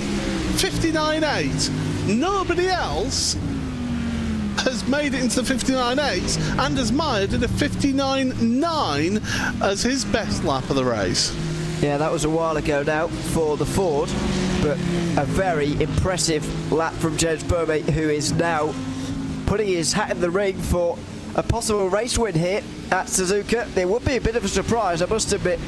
Thought it was going to be between the two Ferraris. I know my pick is out the race, so I've definitely given the kiss of death, I'm afraid, to Alex Davison, who is well and truly out and scoring no points from this race. But of those remaining, I would definitely say it's between the two Ferraris. But no, James Burmay is trying to make it about other manufacturers as well, and I think he's in a great position here to possibly take a surprise win. Yeah, the Audi driver of James Burmay then. He is in 8th place and only 33.5 seconds back from your race leader. Here's James Burmay on screen right now through first corner and towards the snake, as it's called, through the S's. And that Audi, it's got a good change of direction, but when speaking to Adam Watson, it's got too good a change of direction for his liking. He preferred the Porsche that he was in the last few seasons, but it suits James Burmay right now in that Altitude Esports car. Yeah, I think it suits this kind of racing, which is maximum 105 minutes long. I think, you know, the reason why we don't see it in iRacing special events anymore is because they're largely endurance races, which I don't think really suits the Audi at all anymore, even though it did have some success, I should say, back when it was first released. But these days it's really not a fancied endurance racing car, just because of the liability that it is. You can go off very easily, but I think for 105 minutes at maximum it is absolutely great. And there's Anders Meyer into the wall, is it? It is. Oh, after we've been singing his praises for this race, that's another victim of 130R. Get another order off of the t-shirt list. Dennis Grabowski pits, but Anders Meyer, it was going so well for Anders in that Ford Mustang, and it's just all come crashing down for the Racing Lab Esports powered by Ford driver. Oh my goodness. Do you know what? I was going to say, I was tempted to say, if he stayed up there at the front, I was going to say he was going to be my driver of the day. But, yeah, unfortunately, 130R bites again. As it has done so many times today. Been quite extraordinary, actually, how many drivers that have gone off through that. It has surprised me, I must admit. Anders Meyer, the latest to add his name to the list. Thankfully, he did get back to pit lane without towing, and he'll take the faster pair. He'll be back out there again in 8th place. This is how it happened. You just see him understeering initially, gets into the AstroTurf, and from then he is a passenger.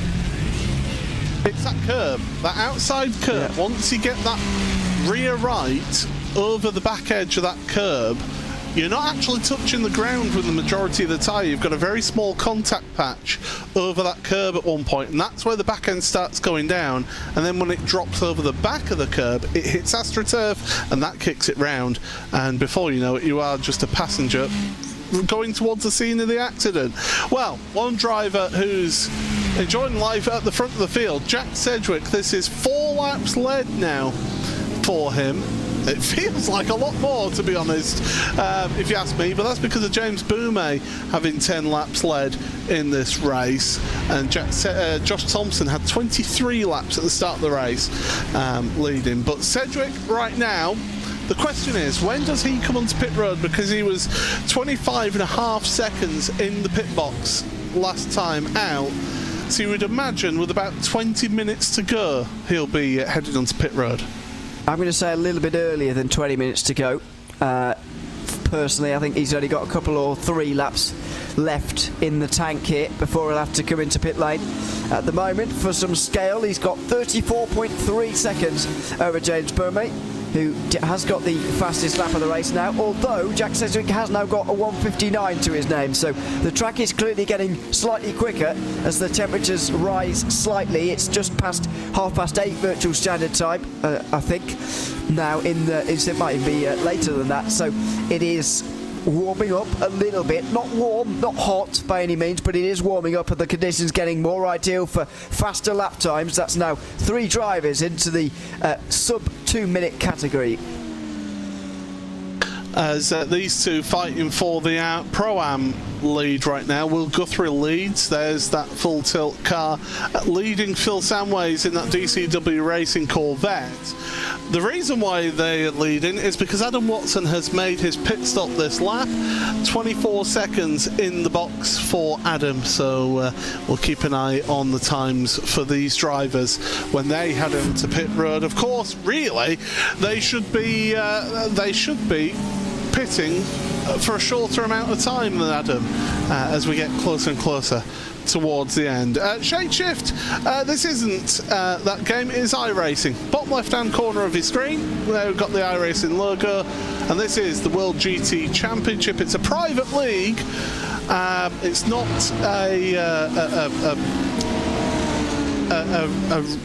a sort of a multinational sort of official series. Thank you very much, Ewan. But it is a private league, and it's organised by the World Sim Racing Organisation. If you want details about this championship, by the way, worldsimracing.co.uk is the website to go to. You can keep up to date with all of the championship standings, the rule books, the regulations, and also how to enter this championship if there are spaces available. Andy Jones has got himself a drive-through penalty. He's the latest one to have a drive-through. I'd be surprised if there's few or many more actually in the next 25 minutes because of the nature of this circuit, what we talked about earlier on, the lack of ability to pick up off tracks really, because if you're picking up off tracks, you're generally finding yourself off into the grass and the gravel and maybe the wall as well, so it's pretty difficult to do that. But let's hope that that's the last of the drive-through penalties we see so far today, as we see this battle for second place make its way into 130R. We're sort of holding our breath every time they go through there now. And Taylor Lane in the background was taking a risk or two with it as well, and the AstroTurf on the curb, but he survived that time. Will Guthrie onto pit road, so that's going to be a pit stop for him. Phil Samways and Richard Simner then together to go across the line in towards first corner and change position for them. We are still waiting. Well, we obviously have had James Boumé, Dennis Grabowski, Anders Meyer and Ross McFarlane pit. We're still waiting for Jack Sedgwick, Josh Thompson, Victor Wolfson, who quietly, we've barely mentioned him all race, apart from that dive down into the Casio Triangle. Victor Wolfson, 3rd place right now in this race, ahead of Alex Gall. So that's good to see. Nathan Moore, Dennis Grabowski together, although Moore owes us a pit stop here. He does indeed, and for some reason today it's just not been himself points for me. He's been a lot slower than what I'd expect normally from Nathan Moore, a very fast driver in his own right. Currently third in the standings, but he is going to lose third to Victor Wolfson now because of this race, based on the points at the moment. Anyway, he's only 11 ahead going into this round, so he will certainly lose that as things stand. And he'll go away and look at quite why he is running where he is. As Dennis Grabowski looks up to the inside into the Cassia Triangle, this is going to be a fairly easy move. Yeah, this is where generally you need to be sort of looking at things and look at the big picture if you're Nathan Moore and you think, he's pitted already, he's had his second pit stop, I'm yet to pit, that's not my fight to have really, is that one. So you play the bigger picture, lose the minimal amount of time as possible and get those positions. Now, Simner and Samways are side by side into the Cassia Triangle, and that's the second time this race that we've seen Simner make a move around the outside. And Simner, well, I don't think he fought too hard because he knew he was going onto pit road. Yeah, exactly.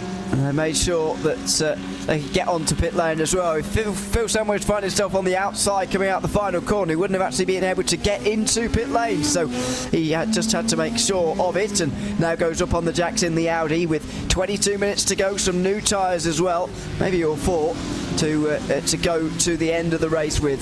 So that's the change for the lead again in Pro-Am, but it is still Adam Watson who's net leading that class. Yeah, he's looking comfortable, but I wouldn't say he's a shoo-in yet. Jesse Payne Wilkins still leads the AM class as well, by the way, but we are waiting for final pit stops. And Jack Sedgwick onto pit road. This is the important time now for Josh Thompson to get a shift on here and to get some quick laps as well. James Boumé, he's only about 31.5 seconds off of Josh Thompson right now, so that gap has actually come down a little bit between Boumé and Thompson. There is a change of a couple of tyres for Sedgwick. Yep, he'll have 3 or 4 laps, Josh Thompson, to get ahead of this man who was beginning to extend the margin over his fellow Ferrari driver towards the end of that stint. Out of the pit lane now. Where is James Boumé coming down the pit lane? There he is on the right-hand side. He caught a brief glimpse of it as Alex Gall makes his way into pit lane. There's the Audi. He's behind. It's not by much. And overall, I think during the pit stop phase, he has actually gained time, but he's not gained enough to take the lead. And the problem is for Sedgwick, he's just got to get those tyres that he has changed up to temperature and pressure, whereas Boumé has been doing how many laps? 8 laps now. This is lap 9 of his stint. He's in a rhythm right now. He's in a comfortable place with that Audi, but I think he would have wanted to have been closer to try and make a move on Sedgwick right now. Oh, we've got possible change of positions here. Will Guthrie, oh no, that's Kirstens, who's just allowed him to go past there. Kelson, sorry, Mads Kelson, should I say? No, it's not. You're right the first time. Oh, I was right the first time. Yeah, it's Kirstens. Nick Kirstens and Will Guthrie. Change of position. Oh, bit of a squeeze. And through the go. It's because I'm so used to seeing Mads Kelson's colours, and he is a teammate of Nick Kirstens there. Yeah, very sadly, he's only made 1 lap of this race and has since retired, unfortunately. So Kelson has been someone we've seen very little of today as a result of that. But Kirstens loses the place as a result to William Guthrie, and I would suggest that Kirstens still has another pit stop to make here. Maybe that's why they have exchanged places with so little trouble. Although Kirstens was having another look into the Cassia Triangle, he was never really able to seriously make the move. So pit stop for Alex Gall has allowed him to get back ahead of Ross McFarlane here, and this is a legitimate battle for 8th place. These two have made their final stop now. Ross McFarlane must be sick of the sight of the back of Ferraris in this race. That's Alex Gall ahead of him after that pit stop. 11.6 seconds was his stop for Alex Gall. That seems a very, very short pit stop. It does, but oh, it does. You're right. I was about to say he should still be able to make it, but actually I'm not convinced about that at all, considering He's been only just released from the pit lane. I would say he's got about 16 minutes of fuel on board with 19 to go. Well, I mean, I'm just looking at the times. Phil Samways, who pitted a lap earlier, was 13.6 seconds. Will Guthrie was 14.4 seconds. Alex Gall is by far the quickest pit in the pit box in this cycle of pit stops. So watch on with a keen eye on that one, I think, and see if he is able to stay ahead of Ross McFarlane. Taylor Lane's onto pit road right now for the latest pit stop. I can tell you there are a few drivers, because I've got the power, Ewan. I've got the safety car power in this series. I can tell you there are a number of drivers who are borderline in terms of incident points. I'm not going to say who, for obvious reasons, because people might pass on messages to people who are out there, but there are a number of drivers who are must be feeling a little nervous. Interesting. Ever tempted to just press the safety guard, just for a bit of a... I had to press it last week, yeah. but that was because there was a complete track blockage. Jack Osborne, side by side, not able to make the move, stick with Taylor Lane. Of course, Lane just out of pit road, and the Atomic Esports Ferrari side by side, and it's going to be Lane around the outside, getting on the power earlier, but they're still together. This is fantastic as they head into the Degners. This is absolutely brilliant, and finally Taylor Lane goes through. What a battle, and fair play especially to Lane, not taking anything away from the Ferrari at all, but especially to Lane, fresh out of pit lane, going straight onto the circuit, straight into a battle that has lasted longer than I think any other has lasted there, side by side right the way through the first sector, and eventually securing the place going into the first Degner. It has cost them a bit of time, because now Jamie Rushworth and Axel Slipkovich are right in behind them, and for some reason Slipkovich again has lost a load of time, and he's having to re-overtake a lot of people again. Well, he did have a drive-through penalty, I can tell you, Axel, about 8.5 laps ago. So that is what happened to Axel. AM leader Jesse Payne-Wilkins onto pit road for their final pit stop.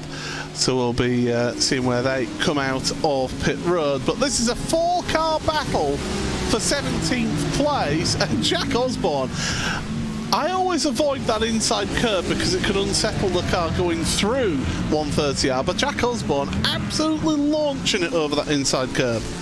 Doesn't seem to mind. On the way through the fastest corner on the circuit. I think Jesse Payne-Wilkins will be out just in front of these four. Yes, just about, just in behind one of the similarly coloured Audi of Phil Samways. So this will remain the battle for 17th place, and they'll remain single file this time into turn one. Oh dear, as Lane goes off, the leader is into pit lane. Yeah, Josh Thompson onto pit road. Could potentially fall behind Sedgwick. We'll have to wait and see. Victor Wolfson owes us a pit stop yet, and is staying out for the time being is Wolfson. So Thompson, with 15 minutes remaining in this race, pulls away 12.4 seconds at the pump. Where's Jack Sedgwick? There he is, going past on pit exit. Oh, so close between the two of them, but Thompson has got the hard work with only 15 minutes remaining. So on that time round, Thompson gained 4 seconds on Jack Sedgwick in the pit lane, but remember, Sedgwick gained 4.8 during his gain in pit stops. So actually, Sedgwick has spent 0.8 of a second less time stationary. If you look at the gap at the moment, it's 1.3. That hasn't made the difference. It's been a combination of pit stop time and great driving from Jack Sedgwick to get him out into what is the net race lead. Yeah, just Wolfson, Simner and Kirstens owe us a pit stop in this race for the remaining period of this one. So as they go out of Spoon through the back stretch once again towards 130R, Axel Slipkovich behind Jamie Rushworth. It's Porsche versus Audi. Through they go through 130R. And onto the brakes towards the Casio Triangle once again. This has been a really intriguing race. It's been an entertaining race with one or two moments that have been questionable, but some brilliant moves as well happening in this one, and we've still got 14 minutes remaining. I'm wanting to see when the lap times come about what the difference is for Josh Thompson once he gets a flying lap under his belt. He's got to start reeling in pretty immediately, I would say, because you need chances around this circuit to make a move stick. And so Josh Thompson has to make this happen pretty quickly, I would suggest, as we go on board with Ross McFarlane, who has had his fair share of chances to overtake Alex Gall. Now for 7th place, and this is the maximum they will get from this race, I think, unless there are problems further ahead. Anders Meyer has recovered well, because he is the driver they are chasing for now in 6th place. So far this season, there's been 7 races. Alex Davidson has won 4 of them. James Boumé and Josh Thompson and Ross McFarlane are the only other race winners this season. Could we see another new race winner in Jack Sedgwick? But Josh Thompson, he'll want to win because he won the first endurance race at Silverstone earlier this season. He'll want to be the endurance king here and get himself some big points in the championship, but we'll have to wait and see. Alex Gall still ahead of Ross McFarlane as they made it past that full tilt Audi to put a lap on them. It's really intriguing how things are going to go. Sedgwick's last lap was a 2 minutes .408. Josh Thompson, well, that was his first lap out of pit road. We're waiting for this lap to see what his lap time is. Yeah, looking forward to seeing what the lap time is going to be, but we are certainly seeing the gap dip now below a second. And if he doesn't make this overtake, I think it'll be ruining spending so long behind Anders Meyer, actually. It was 11 laps it took him to overtake that Ford Mustang, which surely cost him some time. And with such a small margin, maybe it's cost him the race lead. But what it's given us as neutrals is what should be a great battle to the finish in these final 12 minutes. I want to say Anders Meyer, who ended up in the wall at 130R about 20 minutes ago, he's currently 6th place. He will be thanking his lucky stars that in this series they do have a free repair. Victor Wolfson pits from your overall race lead, so that means that Jack Sedgwick and Josh Thompson will go across the line 1st and 2nd place. And you're absolutely right, 0.7 of a second separates Sedgwick as Thompson as we carry on looking at Alex Gall and Ross McFarlane's fight for 7th place. No change of position there between them, but Thompson is getting closer and closer to your race leader throughout these few laps. Gall's got to slow down, has he? Well, he's made a mistake. That's the opportunity for Ross McFarlane. You don't ask him twice to make a move. And Ross to the inside has that Porsche, got the grunt down that front straight in towards the first corner. Gall, you can hang it around the outside there, and that's exactly what he's done. He has. McFarlane got it all wrong as well in terms of sliding, and he's flashing the lights too. Not pleased at all with Alex Gall in front of whatever went on there into turn 1 and 2. That was interesting. So we'll see if there's another story to tell there, but Alex Gall holds on, and even despite the better exit, you could see the Porsche was struggling a little bit in a straight line because it was barely as quick as the Ferrari, despite getting that better run after the mistake from Alex Gall in that final chicane. I think Ross realises that was one of the few opportunities he was going to get there, and he just wasn't able to make that move stick. As we reach 10 minutes remaining in this round number 8 of the World GT Championship. It's the 5th week of the season, and that means that we're heading towards the halfway stage. But look at these two at the front. Jack Sedgwick leads by just 6.5 of a second. The previous lap time, by the way, was Josh Thompson's first flying lap out the pits, 2 minutes .027 compared to Sedgwick's 2 minutes .556. So there was half a second difference between them, and again Thompson about 1/10 quicker that last lap. Yep, he is surprising me actually with how quickly he's closing in. It's almost as if he's been waiting for this moment to strike, and now he is, but actually he's not going that much quicker than he has been earlier on in the race. That was another 2:0 from him. He was 23 thousandths slower than his best lap time that last time round was Josh Thompson, so he is being almost as, or just about as quick as he has been all race. It's Sedgwick who's maybe losing a bit of time. 2:02 that time round, and he has just got that little bit slower in these last few moments as these conditions heat up. Everyone's getting slower apart from Josh Thompson now. Nobody was anywhere near him in that last lap time. Nathan Healy, lap traffic in front of them. Sedgwick very wide through the second of the Degners there. As we cut back to this Alex Gall, Ross McFarlane fight, these two have not finished up. We're almost going to have to go NFL red zone with the camera shots for this and go for a quad box or something like that with everything that's going on through the field here. This is absolutely fantastic end to the race here, and I'm glad you've all stuck around to watch this one because it is going to be a thrilling finish. Here we go. Here's another look at that battle between McFarlane and Gall, and oh, there was a slight bit of side-to-side contact, wasn't there? A little squeeze on the apex. Yeah, that's I think where the flashing of the lights from Ross McFarlane came from, or that's what it was protesting. There wasn't a lot in that though, really. Alex Gall again will have more defending to do though, maybe even on the way towards Spoon Curve here. Ross McFarlane is very, very close behind indeed, but now looking for another opportunity. And again, we say it all the time, it's so difficult to find these chances around this circuit. So tricky. And so we're going to see if Ross McFarlane can carve another one out in the remaining 4 laps. That's what they'll have to go over the line here. Here we are. The race lead is in the main screen. The bottom right is that race for 7th place. Thank you very much to our producer Hugo Luis for giving us this view so we can keep an eye on both battles. With this championship, you need to have eyes in the back of your head just to keep everyone abreast with where everyone is in terms of standing. So you can see Sedgwick and Thompson, nothing separating the two of them, and James Boumé 4 seconds back in 3rd place. That's your pro top 3. In your pro-ams, it's Adam Watson who leads Paul Webster ahead of William Guthrie.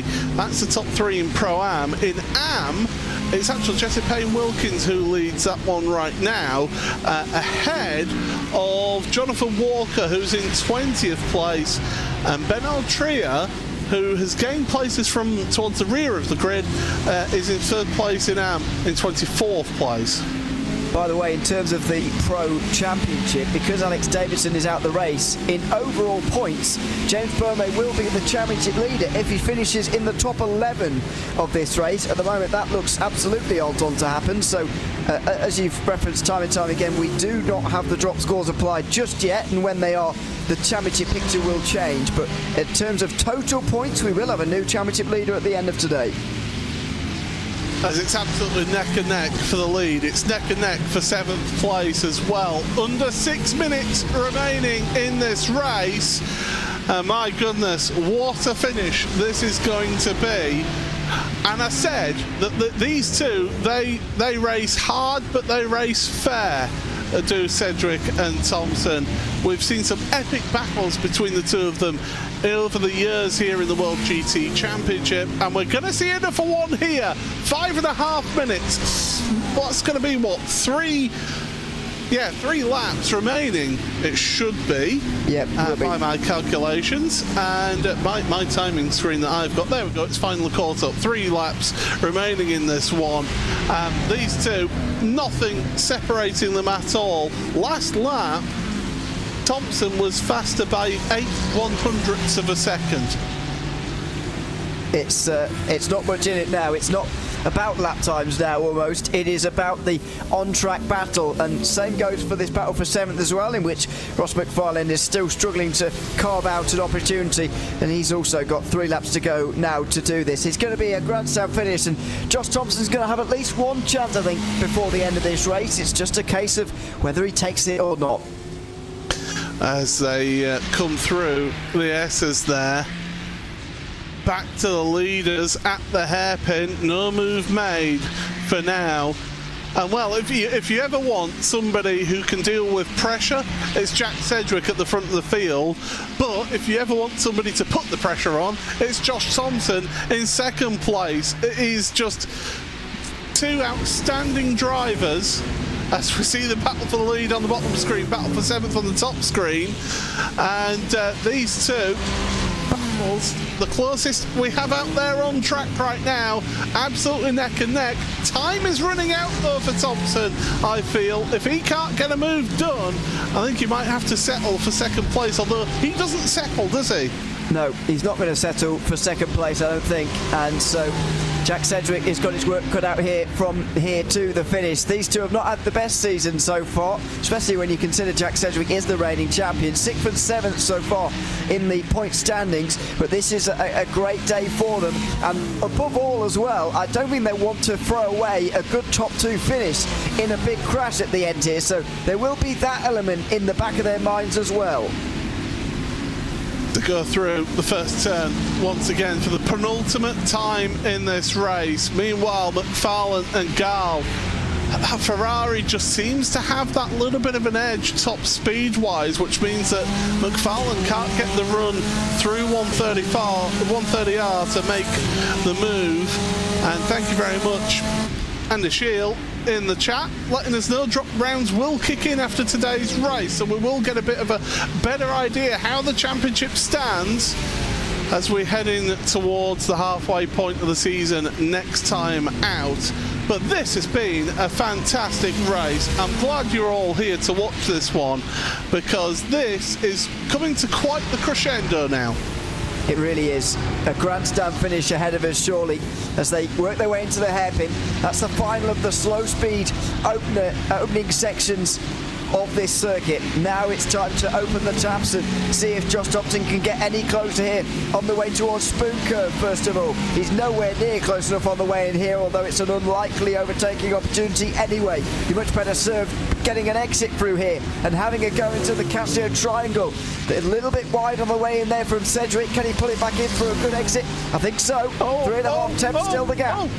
Top of the screen, Ross McFarlane lunge into the hairpin. It was a mistake from Gall on Degner 2 that allowed Rups to get the run on him late onto the brakes. We know that Porsche is good on its brakes, and that's a change of position for 7th place on the top of your screen there.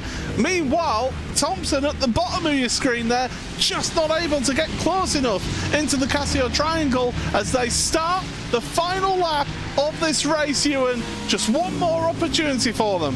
Hard to know which way this one's going to go over the last 5.8 kilometres of the Suzuka circuit. Jack Sedgwick's going to defend it towards turn 1. That was Josh Thompson's last chance in towards turn 1. And so if he sees that as his best overtaking opportunity, it is already in the rearview mirror.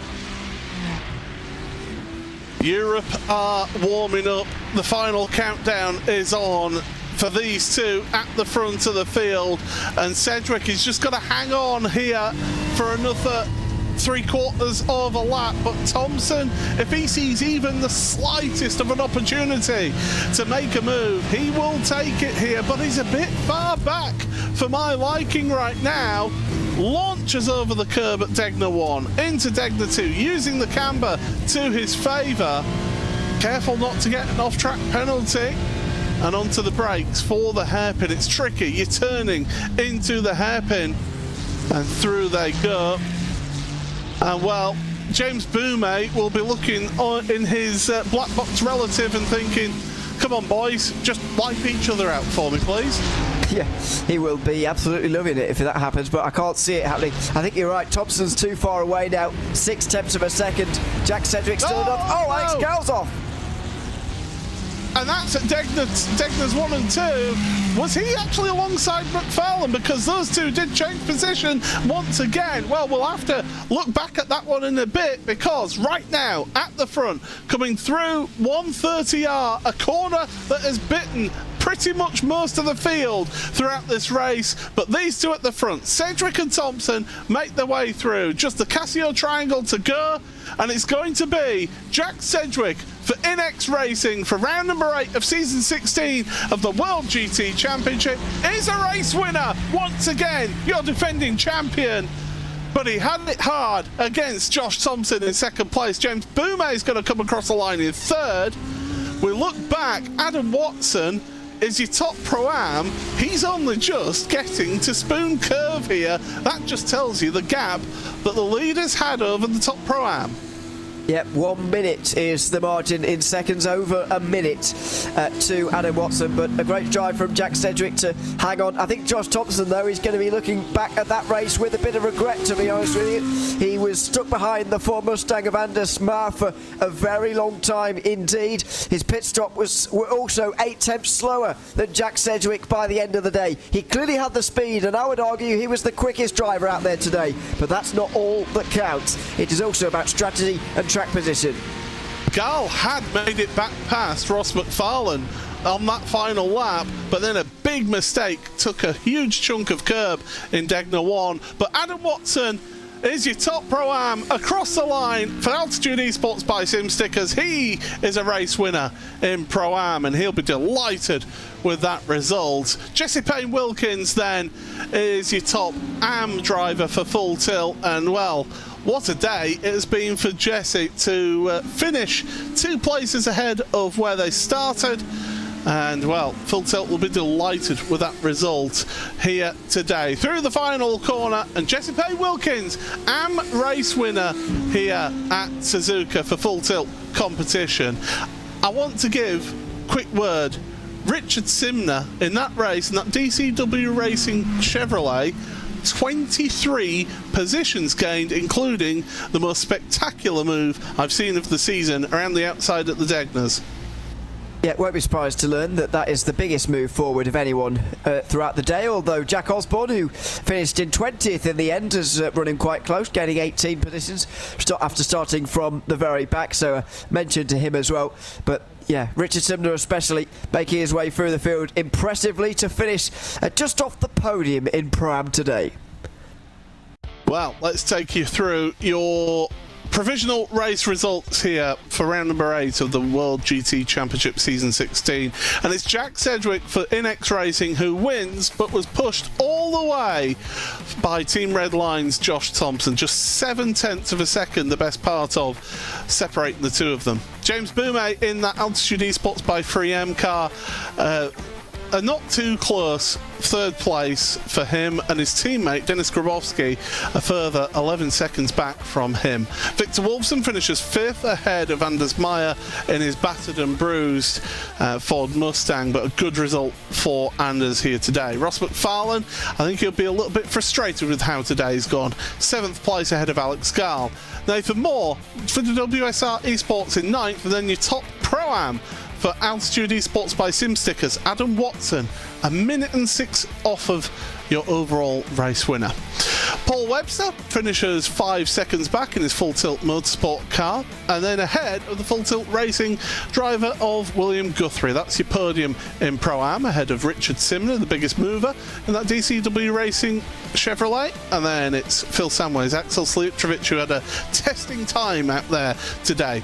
Jesse Payne Wilkins for Full Tilt competition takes the AM win here today, 16th place overall, a big haul of points in AM ahead of Jamie Rushworth and Taylor Lane. Jonathan Walker for Altitude Esports by Mr. Hedge, 19th overall, 2nd in class for him. Jack Osborne rounds out your top 20.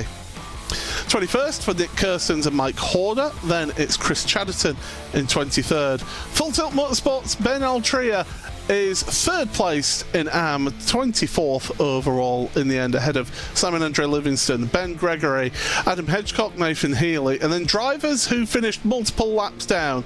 Andy Jones, Andrew Fairley did take the checkered flag in the end of the race, finishes 30th. And those that did not finish the end of that race, Jake Blackhall, Alex Davidson. What a huge moment that could be in terms of the Pro Championship. That could really kickstart the Pro Championship here. Mads Lund Jensen, Bacon Zelenka, Ethan Critchley, Ian Brown, Mads Kelson, and Leander Engelvelt did not take the race start. And well, we missed him last week because he wasn't well, but this week he's back for our weekly catch-up with Jack Sedgwick, standing by with Ewan O'Leary. It's Josh Thompson who's joined us. It's not just Sedgwick. Yeah, oh my goodness. It's okay. It's one of those days today. It's okay. It's fine. Josh, welcome in. Good to have you with us and chat to us at the end of that race. So close, just 6 steps away from the win. Tell us about the end of the race because you were there for the final few laps. You couldn't quite get there. Do you feel it was a missed opportunity today or did you accept the fact from a few laps out that you weren't going to be able to overtake? I'll be completely honest, I feel robbed in a way today. The last stint was kind of unfortunate. Obviously, stint 1 was nice. I knew I had the pace. I made a few mistakes, so the gap came down a little bit, but I was always committing to the longer fuel anyway. So everyone else decided to go less fuel, so I was like, okay, we have to play the long game here. I know the lower fuel at the end of the stint, end of the race would be more beneficial because of track temp. I got kind of unfortunate. I came out behind Anders in the Mustang, who was on less fuel.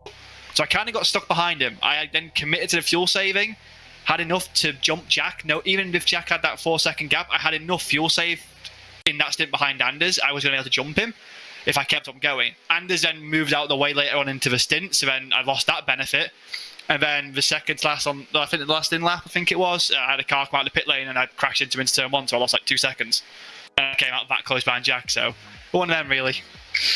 And so, at the end of all of it, what is the thing that you point to where, you say that is the moment you lost the race? Was it the slightly longer time you spent in the pit lane compared to Jack today, the time spent behind Anders Meyer, the incident into turn 1? Where is it that you're pinpointing where it all, or where it was confirmed that you weren't going to win? I think lap 43 T1 with 2 to go. I left a few extra laps of fuel in the car after the first stint just because I knew how important it was, especially at Spa. The last few laps of the stint were so fast compared to brand new tyres, and I like coming into it like building the tyres in.